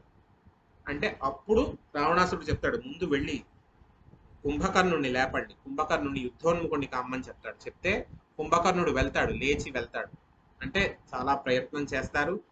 అతన్ని లేపాల్సినటువంటి విశ్వ ప్రయత్నం చేసి ఆఖరికి ఆహారంతో ప్రేరేపించి, ఆహారం వాసన చూపించి లేపి, బాబు నాయన మీ అన్నగారు అయినటువంటి రావణాసురుడు రామలక్ష్మణుడితో యుద్ధం చేస్తున్నాడు, వెళ్ళి వాళ్ళని ప్రతిఘటించమని చెప్తే అప్పుడు యుద్ధానికి వెళ్తాడు. యుద్ధానికి వెళ్ళి ఎంతో మంది వానరులందరినీ కూడా మట్టు పెడతాడు. ఈ యుద్ధం చాలా భీకరంగా జరుగుతుండగా రామచంద్రమూర్తి బ్రహ్మాస్త్రాన్ని ప్రయోగిస్తాడు కుంభకర్ణుడి మీద. రామబాణంతో మట్టు పెట్టబడినటువంటి మొదటి రాక్షసుడు కుంభకర్ణుడు. అది కాకుండా రావణాసురుడు అసలు మొట్టమొదట యుద్ధానికి పంపించింది ఎవరు? రావణాసురుడు మొట్టమొదటి యుద్ధానికి పంపించింది ఎవరిని? ఎవడైనా మంత్రిని పక్కన పెట్టుకుని సేనాధిపతిని పంపిస్తాడు. రావణాసురుడు ఏం చేశాడు? మొట్టమొదటి రోజే ప్రహస్తుడిని పంపించాడు యుద్ధానికి. మంత్రి అయినటువంటి ప్రహస్తుడిని పంపించాడు. ప్రహస్తుడిని లక్ష్మణుడు చంపేశాడు. తరువాత కుంభకర్ణుని పంపించాడు. కుంభకర్ణుని కూడా రామచంద్రమూర్తి చంపేశాడు. అంటే విజయుడు వెళ్ళిపోయాడు, శాప విమోచనం అయిపోయింది. విజయుడికి 2వ జన్మలో శాప విమోచనం అయిపోయింది. విజయుడు వెళ్ళిపోయాడు, ఇంకా జయుడు రావణుడు మిగిలాడు. ఇది ఇలా జరుగుతుండగా తరువాత ఇంద్రజిత్తుని సర్వసైన్యాధ్యక్షుడిగా ప్రకటించి పంపిస్తాడు. ఇంద్రజిత్తుకి ఉన్నటువంటి లక్షణం ఏంటంటే అర్ధరాత్రి నికుంభిళా హోమం చేస్తాడు. అదొక అభిచారికమైనటువంటి హోమం. నికుంభిళా హోమం చేసి వెళ్తాడు. అలా చేస్తే జయం. ఎవ్వరూ కూడా ఇంద్రజిత్తుని జయించలేరు, ఎవరు కూడా ఓడించలేరు అనేటటువంటి శాసనం అది. నికుంభిళా హోమం చేసుకుని వెళ్తే ఎవరు కూడా ప్రతిఘటించలేరు. అప్పుడు ఒకనాడు యుద్ధానికి వెళ్తే ఆ యుద్ధంలో ఒకసారేమో నాగపాసాలు వేసి బంధిస్తాడు రామలక్ష్మణుని. తర్వాత గరుగ్మంతుడు వచ్చి రక్షిస్తాడు. దైవ స్పర్శ ఉన్నటువంటి గరుత్మంతుడు వచ్చి ఆ నాగపాశాలన్నింటినీ విరక్కొట్టి తన ముక్కుతో విరిచేసి రక్షిస్తాడు. ఆ తరువాత లక్ష్మణుడి మీదకి సమ్మోహనాస్త్రాన్ని ప్రయోగిస్తే లక్ష్మణుడు మూర్ఛపోయి పడిపోతాడు. జీవకళ పోతూ ఉండగా, అంటే మూర్ఛపోయి పడిపోయి నిర్జీవంగా పడుంటాడు, చనిపోడు, నిర్జీవంగా పడుంటాడు.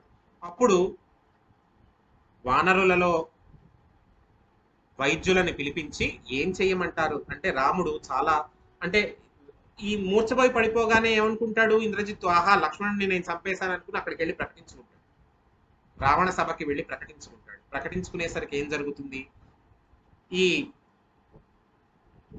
వానరుల వైద్యులందరినీ పిలిపించి ఏం చేయమంటారు అంటే, ఇది కేవలం మూర్ఛ, మొహంలో జీవకళ పోలేదు, దీనికి వైద్యం జరిగితే ఈతను తేజోవంతుడు అవుతాడని చెప్పి ఏమేం తేవాలో చెప్తారు హనుమంతుల వారికి. నీవు ఉన్న పళంగా వెళ్ళి హిమాలయ పర్వతాల్లో ఉన్నటువంటి సంజీవిని పర్వతాన్ని తీసుకురావాలి. అందులో సంధానకరణి, విశల్యకరణి, సంయోగకరణి ఇటువంటివన్నీ ఉంటాయి. ఇటువంటి మూలికలన్నీ ఉంటాయి. వృత సంజీవిని ఇవన్నీ ఉంటాయి. వీటన్నిటినీ తీసుకురా అంటే వాటిని గుర్తుపట్టడం చాలా కష్టం. కాబట్టి ఏం చేస్తాడు హనుమంతుల వారు, సంజీవిని పర్వతాన్ని మొత్తాన్ని ఎత్తి తీసుకొస్తాడు. అంతే మరి చూసిరామంటే కాల్చి వచ్చారు. అక్కడికి వెళ్ళి మళ్ళీ ఇప్పుడు ఏది ఏ ఆకు అని చెప్పి చూస్తూ కూర్చుంటాడు ఏమిటి ఆయన, కుదరదు కదా. మొత్తం సంజీవిని పర్వతాన్ని పట్టుకొస్తాడు. తీసుకొచ్చి, బాబు మీరు తెమ్మన్నారు, నాకు అక్కడ ఏదో నా వల్ల కాలేదు, తెచ్చాను, ఇది కింద పెడదామంటే లంకారాజ్యం కన్నా పెద్దగా ఉంది పర్వతం, మీరే పైకి వచ్చి తీసుకోండి అంటే అప్పుడు పైకి వెళ్ళి తీసుకుంటారు. తీసుకుని అది చూర్ణంగా చేసి లక్ష్మణుడి దేహానికి రాసి వాసన చూపిస్తే లక్ష్మణుడు బ్రతుకుతాడు. ఆ మూర్ఛ వదిలి బ్రతుకుతాడు. రామచంద్రమూర్తి ఆనందిస్తాడు. ఆనందించి హనుమంతుల వారిని తనువార కౌగిలించుకుంటాడు. రామ ఆలింగన భాగ్యం, రామచంద్రమూర్తి యొక్క ఆలింగన భాగ్యాన్ని ప్రతి ఒక్కళ్ళని కౌగిలించేసుకోరు. ఇప్పుడు ఏమిటంటే మనకి బాగా అలవాటు ఏంటంటే, ఓ చేతులు పిసికేసేసి ఓ కౌగిలించేసుకుని పూసేసుకుని రాసేసుకుని నానా హంగామా చేస్తాం ఎవరైనా ఫ్రెండ్స్ ఇంకోళ్ళు కనిపిస్తే. కానీ నిజానికి ఆలింగన భాగ్యం ఒక రాజు గాని ఒక అధికారి గాని ఇచ్చాడంటే అది చాలా పెద్ద, ఒక భారతరత్న అవార్డు ఇచ్చినంత గొప్ప అన్నమాట. అప్పట్లో ఆలింగన భాగ్యాన్ని చూరగొంటాడు హనుమంతుడు. తరువాత లక్ష్మణుడు యుద్ధానికి వెళ్తాడు. అక్కడ నికుంబళ హోమంలో దివ్యరథం పుట్టే సమయానికి లక్ష్మణుడు వెళ్ళి ఆ రథాన్ని ఛేదించి హోమాన్ని భంగం చేస్తాడు. భంగం చేసిన తర్వాత ఇంద్రజిత్తు యుద్ధానికి వస్తాడు. మేఘనాథుడు ఇంద్రజిత్తు యుద్ధానికి వస్తే హోరాహోర యుద్ధం చేసిన తర్వాత మేఘనాథుణ్ణి మేఘనాథుడు అంటే ఇంద్రజిత్తుని బ్రహ్మాస్త్ర ప్రభావం వల్ల చంపేస్తాడు, సంహరిస్తాడు లక్ష్మణుడు. ఆ రోజుతో అక్కడితో యుద్ధం ఆ రోజుకు అవుతుంది. తరువాత అందరూ వెళ్ళిపోతారు. రావణుడు ఒక్కడే మిగులుతాడు సైన్యంలో. రావణాసురుడే యుద్ధానికి కదులుతాడు. కదిలిన తరువాత ఏం జరిగింది, ఎలా జరిగింది, ఏం చేశారు, ఎలా సంహరింపబడ్డాడు రావణాసురుడు అనేది రేపు రసరమ్యంగా రామనవమి పర్వదినాన్ని పురస్కరించుకుని రావణ సంహారము, రామ పట్టాభిషేకము రెండూ చెప్పుకుందాం. కాబట్టి అందరూ మీకు రేపు ఒక్కరోజు కాస్త ఓపిక పట్టి వినండి. అందరూ కూడా విని రేపటి రోజున రేపటి సెషన్లో 7:30కే కలుసుకుందాం. అందరూ కాస్త ఎర్లీగా లాగిన్ అవ్వండి. అవసరమైతే కాస్త తొందరగా పలహారం చేసి కూర్చోండి. కాబట్టి రేపటి రోజున కలుసుకుందాం. రేపటి భాగాన్ని రేపు చెప్పుకుందాం. ఇప్పుడు స్వస్తి చెప్పుకుందాం. స్వస్తి ప్రజాభ్యాం పరిపాలయంతాం న్యాయేన మార్గేణ మహీసాం గోబ్రాహ్మణేభ్యః శుభమస్తు నిత్యం. లోకాః సమస్తాః సుఖినో భవంతు. కాలే వర్షతు పర్జన్యః పృథివీ సస్యశాలినీ దేశోऽयं క్షోభరహితో. బ్రాహ్మణాः సంతు నిర్భయాः పుత్రాः పుత్రిణः సంతు పౌత్రిణः అనాథः సదనాः సంతు జీవంతు శరదాం శతం. లోకాః సమస్తాః సుఖినో భవంతు. శ్రీరామచంద్ర పరబ్రహ్మణే నమో నమః. తెల్లవారితే శ్రీరామనవమి. నేను ఈరోజు రాత్రికి వెంటనే ఇప్పుడు మకుటధారణ సర్గ అనేటటువంటి ఒక 4 శ్లోకాల పంక్తి పెడతాను మీ అందరికీ. అన్ని గ్రూప్స్లోనూ పెడతాను. చక్కగా స్నానం చేసి మీరేమీ చెయ్యక్కర్లేదు. రామతారక మంత్రం శ్రీరామ రామ రామేతి రమే రామే మనోరమే సహస్రనామ తత్తుల్యం రామనామ వరాననే. ఈ మంత్రాన్ని మీకు ఎన్నిసార్లు వస్తే అన్నిసార్లు చదువుకోండి. చక్కగా అన్నిసార్లు జపం చేసుకోండి. చేసుకున్న తర్వాత ఆ మకుటధారణ సర్గ అనేది ఉంటుంది. ఒక 4 5 లైన్స్ అది నేను పంపిస్తాను. చక్కగా చదువుకోండి. చదువుకుంటే మీరే మీ చేత్తోనే రామచంద్రమూర్తికి పట్టాభిషేకం చేసి ఆయన యొక్క నవరత్న ఖచ్చితమైనటువంటి సూర్యవంశపు కిరీటాన్ని ఆయన శిరస్సు మీద ఉంచినంత పుణ్యం మీకు దక్కుతుంది. ఆ అనుభూతి మీకు కలుగుతుంది. కాబట్టి ఆ సర్గ చదువుకోండి. 5 6 శ్లోకాలు ఉంటాయి అంతే. నేను పంపిస్తాను, వెంటనే పంపిస్తాను అసలు ఆ సర్గని. కాబట్టి ఉంటాను. స్వస్తి.